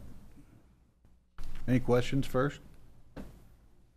I entertain a motion then to have utility, LMU will be coming up with terms and conditions for pole attachments. So moved. Second? I'll second it. All those in favor? Aye. Opposed? Motion will carry. Bonding debt for fiber and data utility? We've already addressed that, Your Honor. Okay. And we on the last one there now? We are. Replacement for financial specialists. So what I have is I've got Vicki Robinson, who is going to retire. She is and Mel can attest to this, she is a absolute critical part of the utility in terms of our finance, our billing, our collections. We would have a very difficult time trying to do what we do without her in that position. What I'm asking for tonight is the permission to hire somebody to come into that role and shadow her for the next few months of her service until she retires, which will be around Christmas time or shortly thereafter. Vicki's been here for a number of years, and Vicki, on almost a weekly basis, certainly on a weekly basis, sometimes on a daily basis, finds new things that she struggles to get through. So bringing somebody in this early in the process is absolutely, I think, imperative to ensuring that we have a smooth transition from this financial specialist into the next. So I'm looking for a motion and a vote in support of bringing somebody in to replace her eventually. Is this a union position? It is. It'll be hung across the city first. If we don't have somebody that's appropriate for the role, then we'll go outside. But it is a union position. Okay. Okay. Any other questions? Okay, I entertain a motion then to allow the posting of a financial specialist to come in and start job shadowing Vicky. I'll make the motion, Mayor. Second? Second. All those in favor? Aye. Aye. Opposed? Motion will carry. Thank you. Any other new business? With that, Your Honor, I'll rest. Jeez. Any old business? Bill need to rest. No, sir. All right. Anybody else have any old business? If not, I'll entertain a motion to approve the claims. Moved. Second? Second. All those in favor? Aye. Opposed? Motion will carry. Need a motion to adjourn. So moved. Second? Second. All those in favor? Opposed? All right, I'd like to call to order the council meeting for August 6, 2018. Everybody would rise for the pledge, please. Except you, Darcy. You just stay seated. I pledge allegiance To the flag of the United States of America and to the republic for which it stands, one nation, under God, indivisible, with liberty and justice for all. All right. Welcome, everyone. Not like you haven't been here for a while. All right. Could I get a roll call, please? Member Tony Abbott. Here. Member Aaron Cook. Here. Member Mel Davis. Here. Member Randy Abner. Here. Member Paul Seymour Jr. Here. Police Chief Don Combs. Here. Fire Chief Johnny Tremaine. Here. EMS Director Bobby Mills. City Attorney Del Weldon. Here. Utility Director Olin Clausen. Present. Mayor Kelly Milan. Here. And myself. All right. Board reports. Streets, alleys, and curbs, Mr. Cook. No report, Mayor. All righty.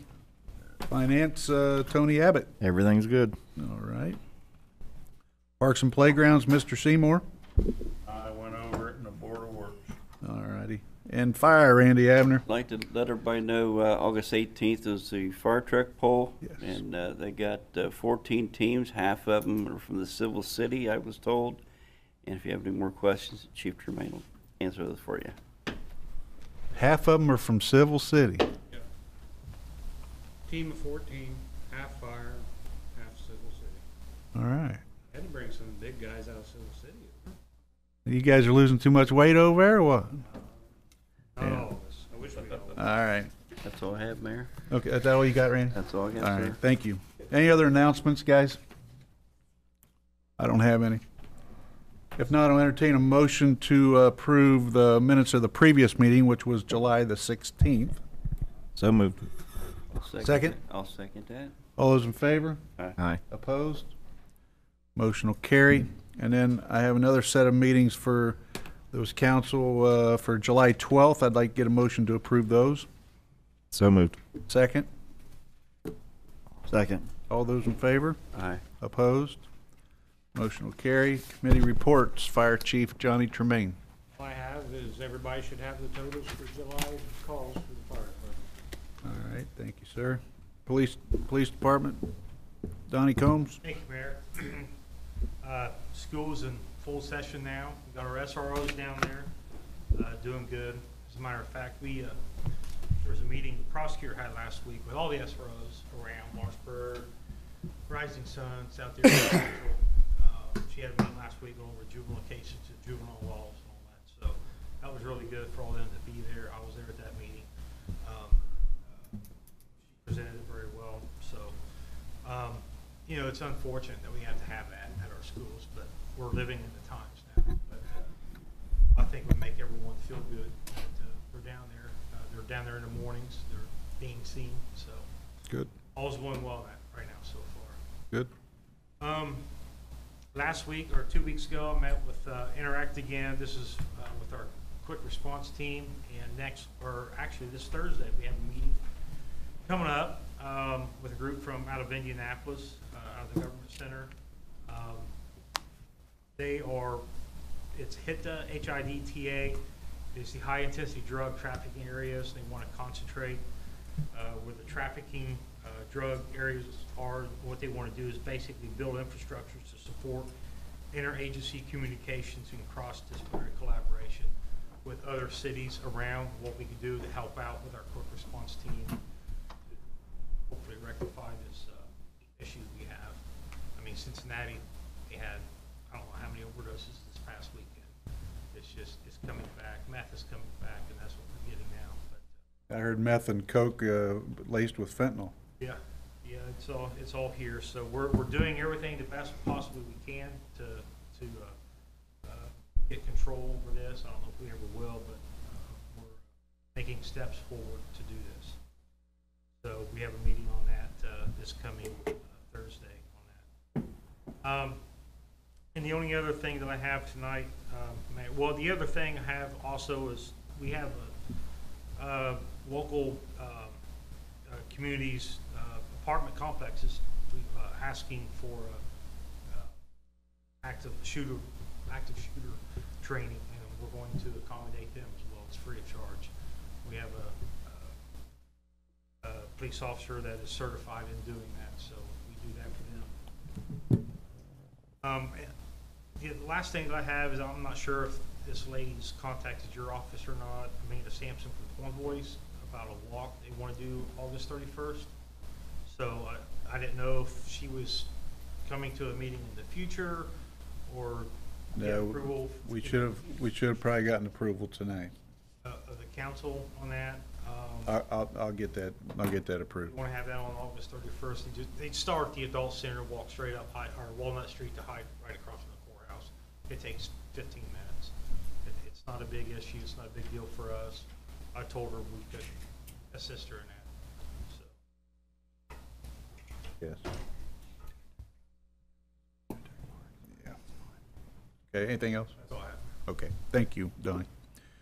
EMS Director Bobby Mills. No further, Mayor. All right, sir. New business.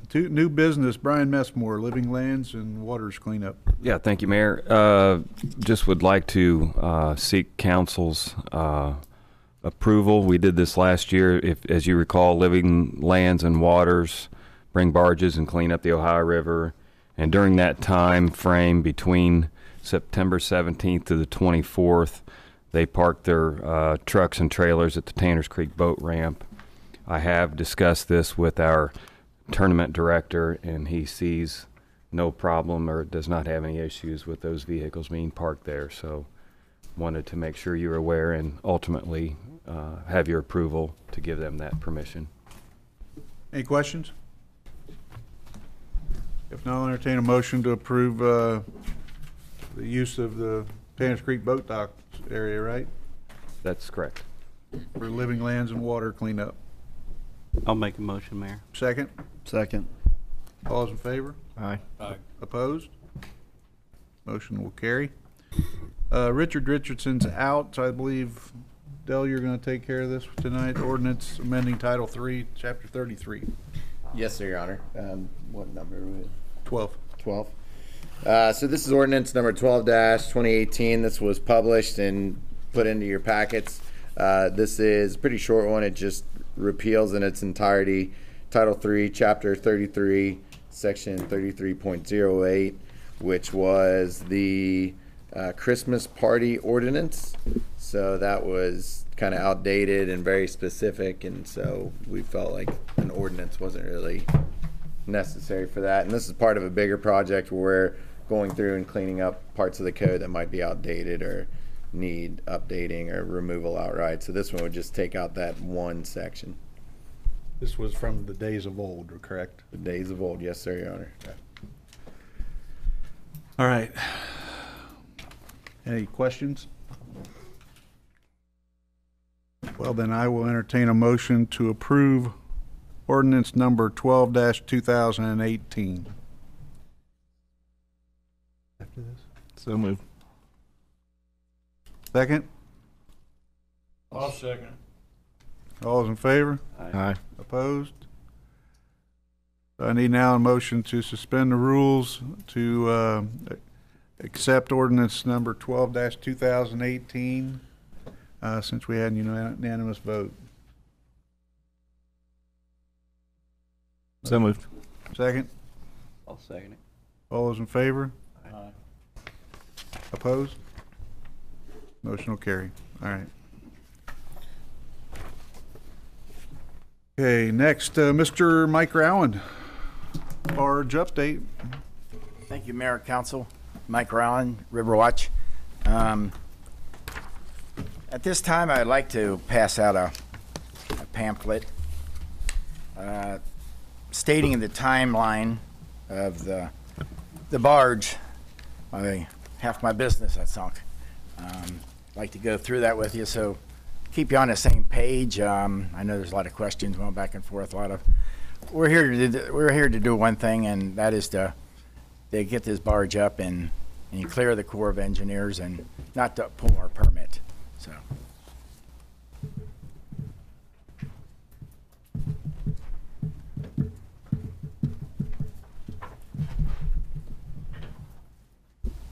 Thank you.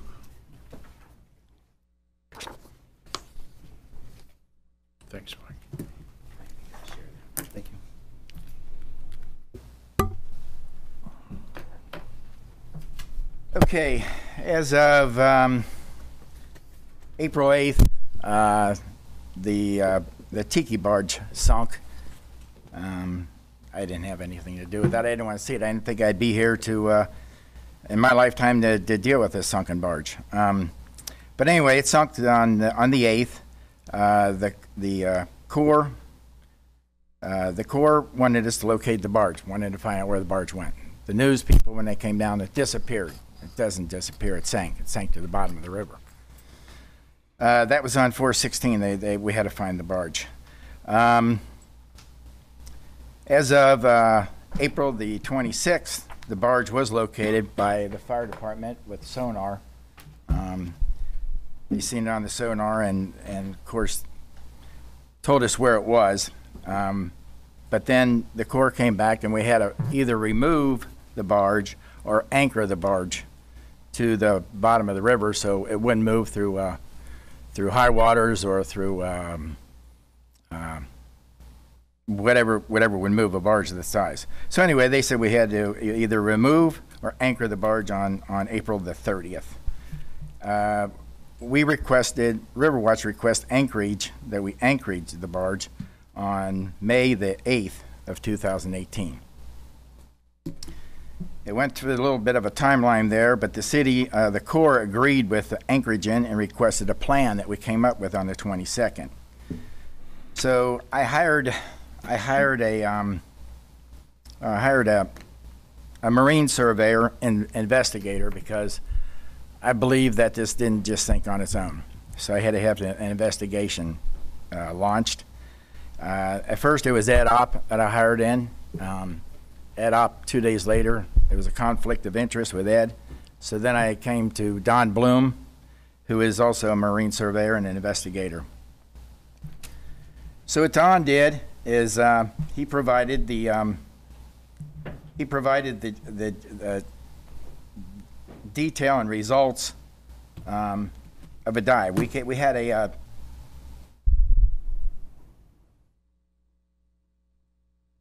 I'm sorry. Before that, he had a divers come in to find and locate the barge. They dove. They located the barge. They tied the barge up and anchored the barge to the pylons, to the dolphins. At that time, he provided the details and results of the certified dive and anchorage to the Corps of Engineers. And a little bit of timeline went through there again, and the Corps did accept the anchorage of the barge as detailed by the divers. After that, the city issued me a default notice on 7/16, and I guess that's when I said, hey man, I got to get this together with the city and deal with this so everybody knows what's going on. At that time, I sent packages in the mail to all the city council. I don't know if you got that, of the default and of my letter back to Dell. At that time, the city gave us, or not the city, the the Corps gave us a removal date of September the 14th to have that out of the water. So where I'm at this point is I got RFPs going out to 5 or 6 different marine salvage companies. And where I'm at right now is, well, first of all, there was a lot of business I lost. I got a lot of money that into this that I lost so far here. But anyway, this barge has to come up. We have to get it up for the Corps. We don't want the Corps to pour a permit. Not good for us, not good for me. There is my business totally then. So anyway, we put the RFPs out. I know C&B Marine was one of them, I think. I don't know, was it you, Mario, that asked C&B to come in and give a bid? We do have a price from them. Okay. Okay, we have the bid coming too. It's the same bid they sent you. And that came out to, they're wanting $90,000. I didn't think it'd be that high. We have Southern Marine. Their bid came in Wednesday, July the 25th. They're at $300,000. I don't know where the prices come from. River Salvage Company gave a price of $160,000. So then there's a couple other ones. Pete's Ceradyne, that bid did not come in yet. The Port Amherst did not come in yet. McGinnis said they were not interested. They didn't have the equipment to raise it. So where I'm at now is, I guess, I wait for the other two to come in, but the money's there. I don't know if I can come up with that kind of money. I guess after it comes in, what I'd like to do is, yeah, Mel? Will you be getting an insurance settlement on this claim? I mean, Well, the insurance, I'm having my attorney deal with all the insurance. Okay. I've got too much other stuff to deal with right now. So he's taking care of it. If you have any questions for the insurance, he's here. You can ask about that. I'm not into that. Okay. I'm not into that part of it. There is a lawsuit that's been filed, and he's taking care of that also. That looks, these things we have all kind of evidence for, but the timeline from when this has to be paid for and when this settlement comes is it doesn't match. Mike, can you commit to having it out by September 1st? Since we have a hard deadline of September 14th, right? Will you commit right now to having it out of the water on September 1st? Because that would give us then on September 2nd 12 days for us to get it out. 12 days? Because it has to be out on the 14th. Mike can answer, I think. Yeah. I understand. I can't commit to that because I don't know if any of these companies can do it in that time. What can you commit to? Because you understand we have a firm deadline on the 14th. The Army Corps of Engineers has given a firm deadline, and in fact, they told Mayor Milan that if it's not out of the water on the 14th, on the 15th, we lose our permit. I mean, it's our permit. It's the city of Lawrenceburg's permit. Okay. And I apologize. I'm going to answer this for Mike. I appreciate it, Del. I'm going to help him out with this one. I mean, Mike, as you know, is focused on running the restaurant, and the legal side of this is very complicated. That's not complicated. It is complicated, though. I appreciate that. What the issue here is your statement that the Corps has demanded it be out, that they're going to pull the permit. Can you elaborate on that assertion? I'll be honest with you. I figure if I want to know something, I'll do it myself. Okay, so I made the call to Andrew Roberts myself because I seen all the correspondence going back and forth, and attorneys doing this and attorneys doing that, and I'm not down in that part of it. But what I'm saying though is, if you want to know something, you call the horse, right? And I called Andrew. He called me right back, and we talked. And I says, what can I do, Andrew? I said, what can I do as mayor of this city and owner of this permit to make sure we don't lose our permit?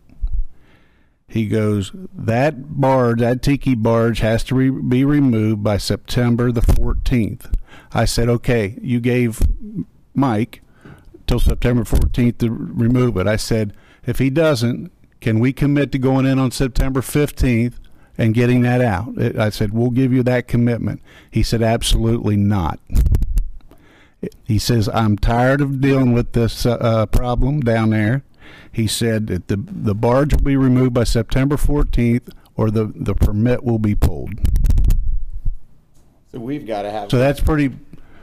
So we're done messing around with that part of it. I understand. Because we have to. And I appreciate that, and that's good feedback. You know, I've been asking on Mike's behalf that he and his Marine surveyor be permitted to talk to the Corps since the beginning of May, and the Corps won't talk to us. They won't.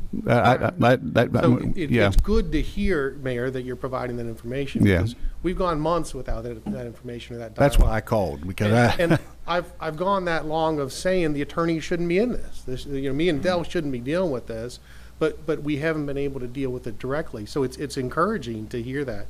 But in direct answer to the question, Mike's going to work his tail off to get it out by September 14th. He's standing there before this council saying, let's work collaboratively to make sure this is done. But what does that mean? Because if on the 14th it has to be out. My understanding, Mario, is that they need at least 8 days to get it out. So I don't want to just give us 8 days. But do they have if we give them, do they have the time to do that? Are they available to do that? Well, we don't want to have to. We don't feel like we should have to do it. But if we need to step in and get it out to save the permit, then I think 14 days is what would be the safest. So if you guys don't have it out on the 1st, what I'm saying is on the 2nd, we're gonna have to send someone in, and then we've used taxpayer dollars to fix something. I don't want to use the taxpayer dollars, but if I can make an arrangement with you with the cost to take this thing out over a 5-year period, where I can pay that back. I don't want to use taxpayer dollars either. I'm not here asking for you to pay for this to take it out. I want to pay for it, but I don't have $90,000 right now to pull out of it. It's probably going to exceed 90,000. It's going to be probably 25 plus just to dispose once it is up. Well, that's the thing too. We got to find out where that's going to go. Right. Can't just sit out in the water. It has to be, I guess, sold or scrapped to someone. Well, and that's good. I think to if that's the situation, then this is the first I'm hearing that, you know, you want it out, but it's going to be cost prohibitive. So we have to go back and just figure out, you know, what that means. Because like the mayor said, we do have a hard deadline. Yeah, because I asked, I mean, Andrew was very pointed at me about that. I don't want it in there either, Mayor. I know. No, I get that. I think we all want it out. For sure, but I know the Army Corps. There's no 12-hour wiggle room. There's not a 6-hour wiggle room. Right? September 14th, he said, if it's not out by September 14th, the permit is in jeopardy of being pulled. Okay. And I jumped into, I'm sorry, you know, to answer this for Mike, because I think it's important that a dialogue continue and continue quickly, that the council support a situation in which the parties can sit in a room and not through council and work this out and get this done. So if there's an expectation of problem in terms of funds or timing or those kinds of things, me and Mr. Weldon aren't resolving that, Judge. You've seen all the correspondence, right? And you can put that on me as the lawyer or Mr. Weldon as the lawyer. It doesn't matter. Point is, I'm asking council and everyone to support that Mike be able to sit down with the people who know what to do, that can answer questions during a conversation. Right now. So what do you propose? I mean, just tell us now. Why do we have to wait till later? Just what do you propose? We've got bids coming in. There might be one that beats the C&B $90,000 offer. There may not. There may be things that C&B doesn't have in their bid in terms of dry dock and scrap or not scrap, et cetera, depending on what happens with the dock. And so we're at that process where we just learned on June 19th where the barge exactly was, how it might impact the river, and what we have to understand is the river goes up and goes down. But I mean, let's make it simple. Are you guys going to have it out on the 14th? Can you guarantee that? And I can't. By guarantee that, hold on, please. It's not a fair question. No, Matt, let me talk, please. If it's got to be out on the 14th per Army Corps, which is definitive, and the mayor just said that he heard that personally, right, then we have to set an earlier deadline because, God forbid, something happens. It's our permit. It's the city. It belongs to all the citizens of the city of Lawrenceburg. So now we have to say, okay, it's going to take about 8 days to get it out. Let's call it 14. If we say, can you guarantee that you'll have it out of the water on the 1st? Or if you don't, can we view that as the understanding is you're not going to get it out for whatever reason? Then we would have to step in. But is that the situation that we're in? And can you commit to September 1st? Hold on. There's two questions there, and I want to make sure I break this down. One is you're asking for a guarantee on August 6th today. The deadline is September 14th. There are bids that come in. The city just got a bid. So there's information that has to work through that isn't clear in terms of a guarantee. No, but the date That's your is question. clear. I'm sorry, I didn't mean to interrupt. That's your question. And so for Mike to say here and say he guarantees it out by September 14th, it's difficult to do with imperfect information. That's where we are. But on June 19th, he knew that the situation that he's dealing with. He immediately asked for bids. We got the bids in. We're waiting for those that haven't responded. He's paid for divers and a marine surveyor, and he's working his tail off to get it done. I think if the city were to collaborate with Mike, it'd become very clear to everybody in the room, probably in the next 10 days, what the prospects are. Well, and Mel, just real Sure, quick. go ahead. And let's just do it this way. Okay. September 1st is the deadline. So, because we've got to have those 14 days. So, what we're conveying to you is you have to have it out of the water on September 1st, because if you don't, then we have to step in order to meet that deadline. There's really no other way to do it. So we have to set, we're all agreeing, we're all talking here, that's our deadline. And if it's not out of the water on the 1st, then we're going to have to step in, and we're going to view the fact that it's still in the water on the 2nd as the fact that you just can't get it out on the 14th. For whatever reason, it doesn't really matter. All that matters is the permit. Is that, I mean, is that okay? Is that fair? It's fair for me. Okay. But I'd like to talk with you. I got in one that question there. But time does to that see if void we his can- lease for it not being out by the 14th? What's that? That's the second part of the question that Dell's Well, asking. and that I don't think we should Let me ask discuss. a I think we should just do Okay. one thing at a time. Here's what I'm going to propose, and it's pretty much common sense. Not saying lawyers don't have common sense, but you guys are out of it right now. We don't. Okay. If Mike can't get it out on the 1st, the city gets it out whenever they can get it out, okay? Mike commits X amount of money from his insurance claim toward the payment of the cost of the city, and then pays the balance of it off with whatever you two work out. I can start That's my paying proposal. monthly. It's starting now. Oh. And I mean, Whatever. just respectfully, and I don't have, from my non-common Yeah. sense point of view, I just don't, Okay. I don't think that would be a good idea for a lot of reasons. Because we have no guarantee that he's going to get a recovery from this. Okay, if he No, there's no doesn't, then guarantee. he still sets up a payment plan to, if the guy doesn't have $90,000, he doesn't have $90,000, but he can pay it back over time. If I'm you not going wanna anywhere. buy I've been a down there car 16 years. For I'm not going anywhere. $100,000, you don't have $100,000, you pay it back over time. Yeah, it's up to you guys. I just Set want it up as Yeah. a payment plan. Let's just, we're all going to agree that it doesn't sound like you're going to get it out. So we're going to step in and we're going to get it out because we got to protect our permit. Everybody agree with that? That we have to. We already made that vote, Right. didn't we? We got to get the. Yeah. We got to protect our permit. Then we'll have to figure out how we're going to get paid back for our damages. I have no problem. Agreed? I think we need to have a meeting on it. Well, we can, but we're gonna go ahead. Before we take it out. We got to take it out. I don't No, think we have to time, take it out, Tony. but I think we need to have a meeting over it. I don't think you have time. You can't, it's not like a record service, where you call them up, call AAA up, and they run a record down.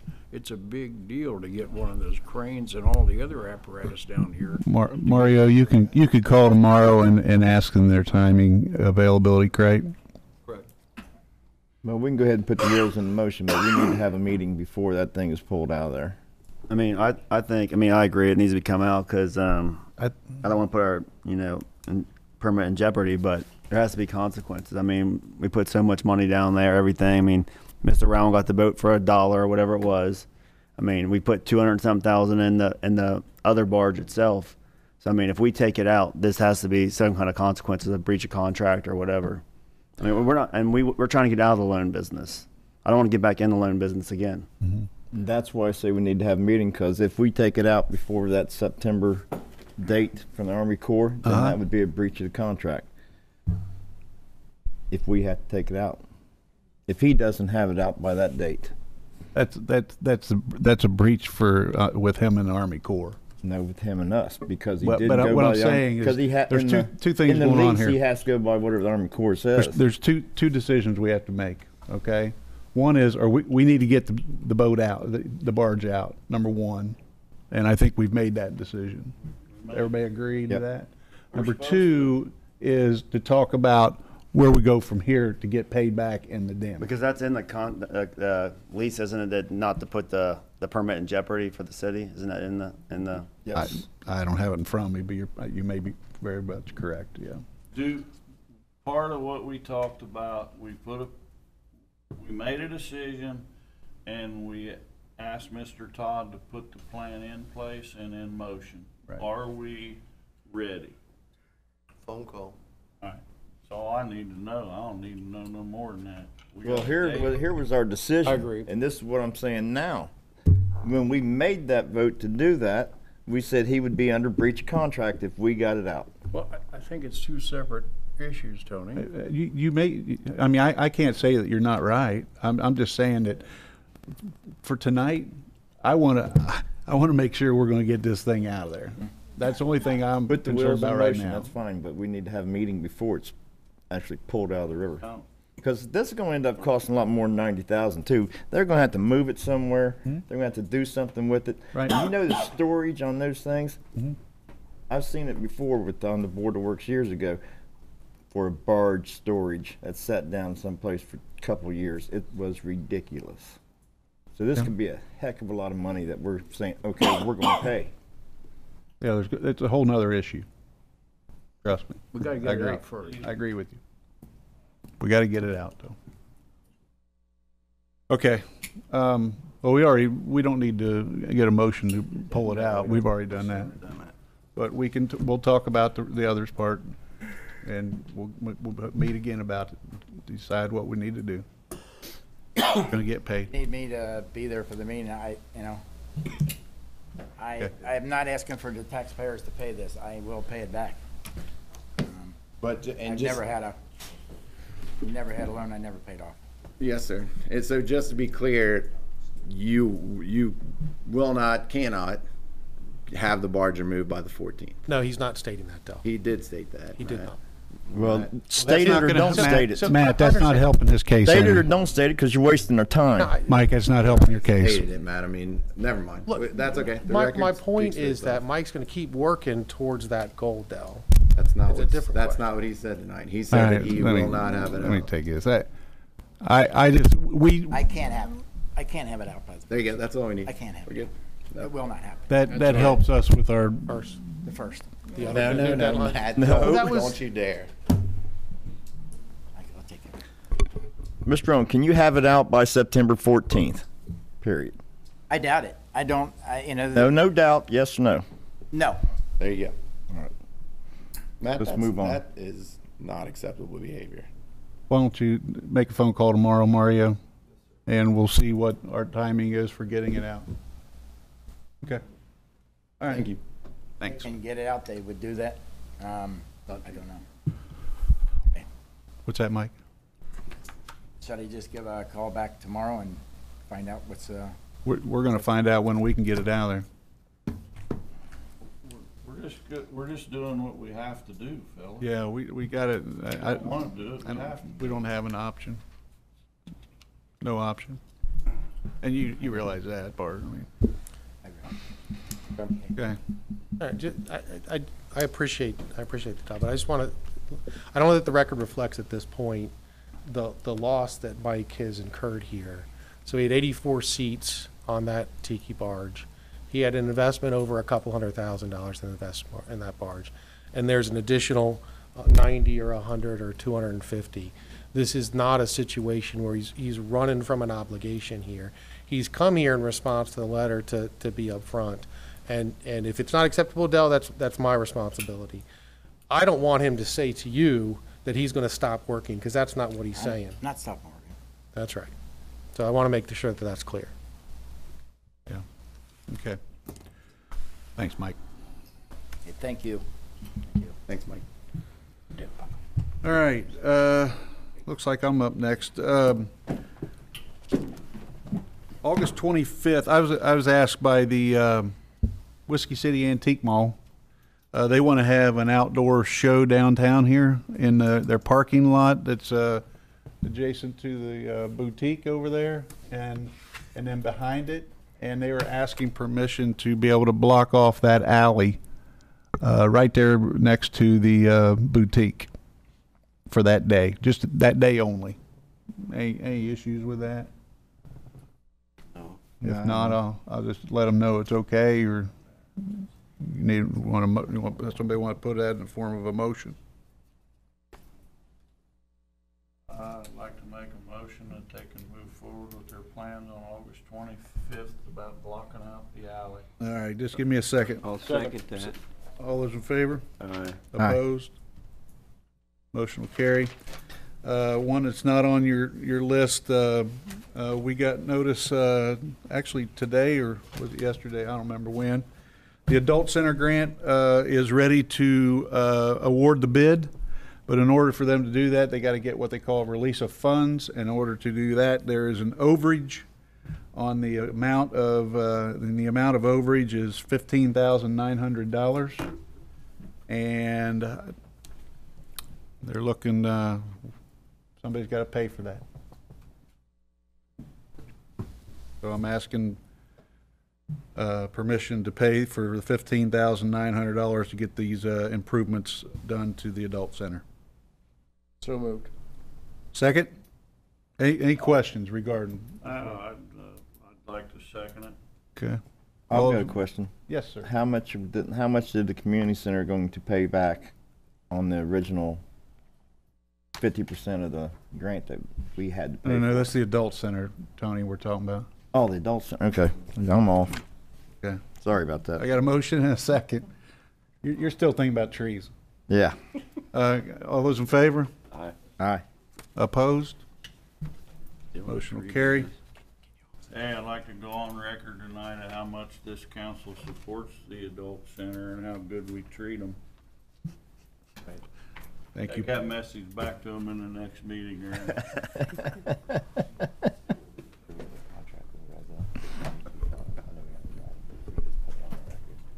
Okay.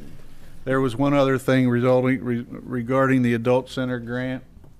I don't believe this was ever approved. It's the engineering costs with Rezo Engineering. And that's not an addition. This is part of this full amount here, guys. But the engineering is in the amount of $22,500. So I need a motion to approve that. I'll make the motion. Second? Second. All those in favor? Aye. Opposed? Motion will carry.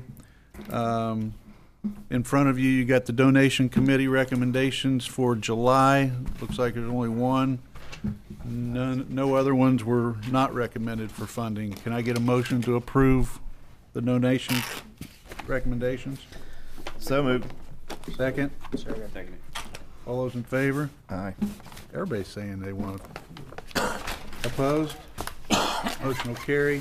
And the last one that I got under new business is One Voice having an awareness walk on August 31st. I should have done this in Parks, but I'm doing it here.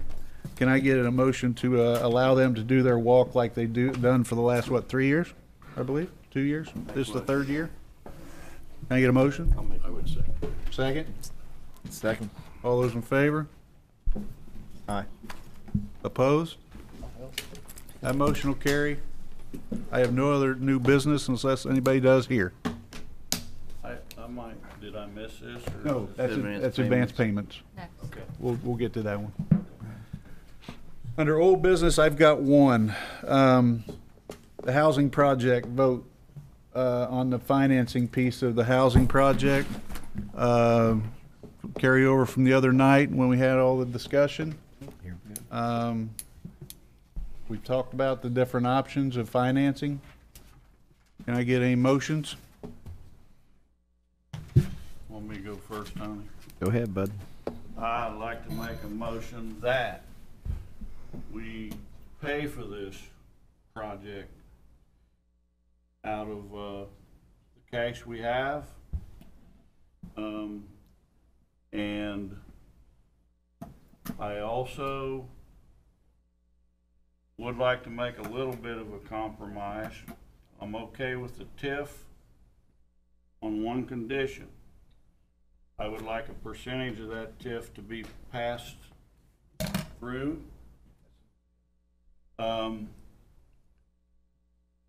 Could the amount be determined? Can I interject here for you? Help you? Yeah. And what Mr. Seymour's talking about is in a TIF area, you can the TIF, when you TIF an area, the property tax is put into a separate TIF fund. But what that means is that doesn't go towards normal property tax disbursements. But there is a mechanism to do a pass-through.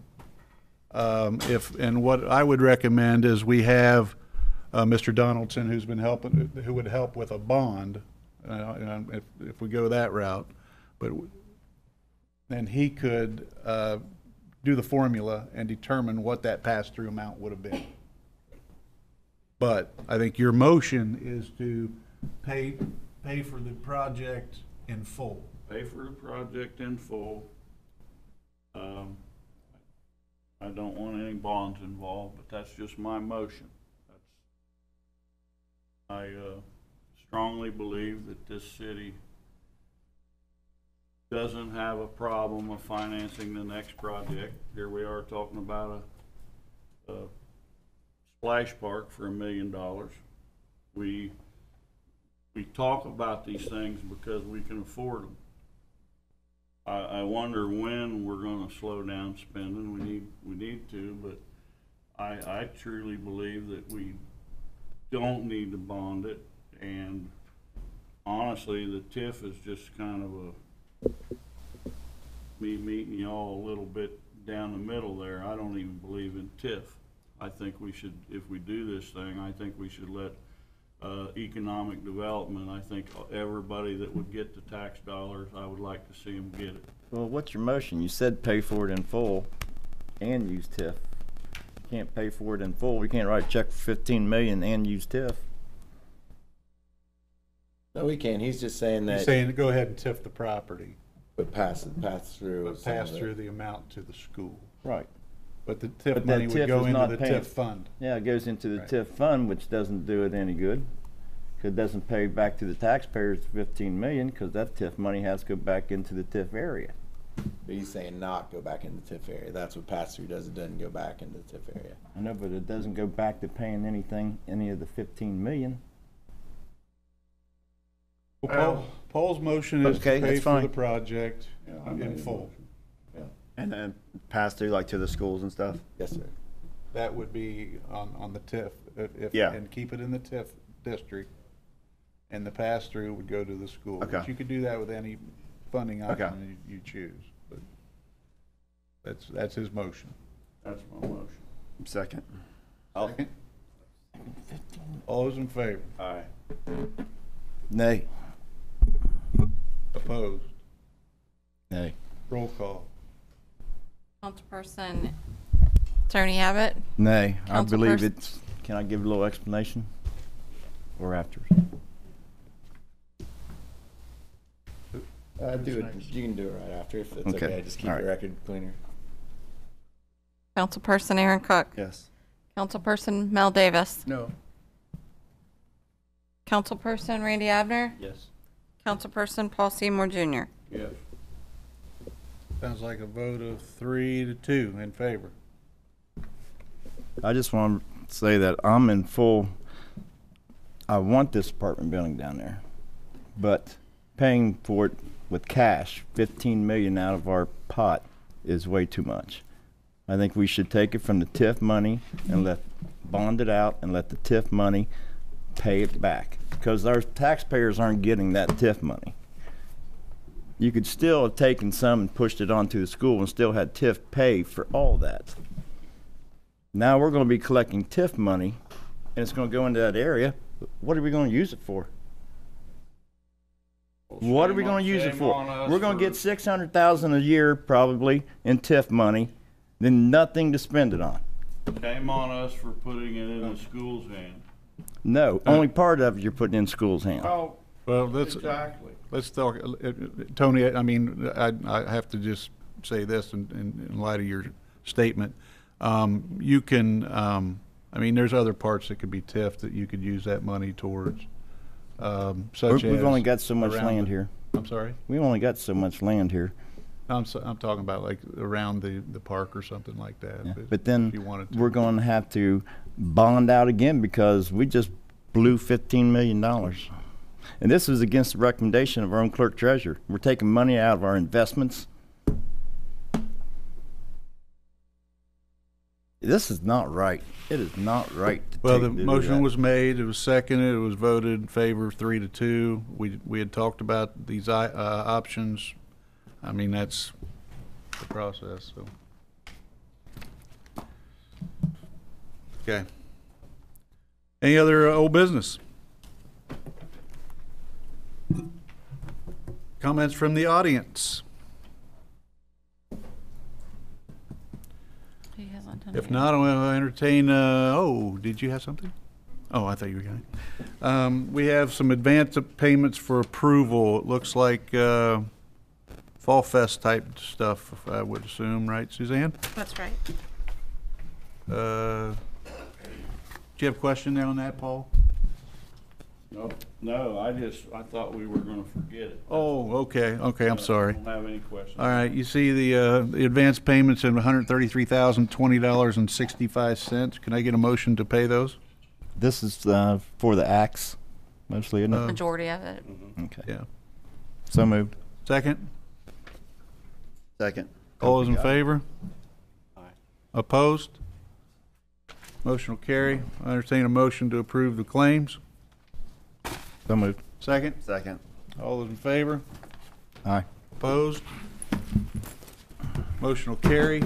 I need a motion to adjourn. So moved. Second? Second. All those in favor? Aye. Opposed? Motion will carry. Thanks everybody for coming.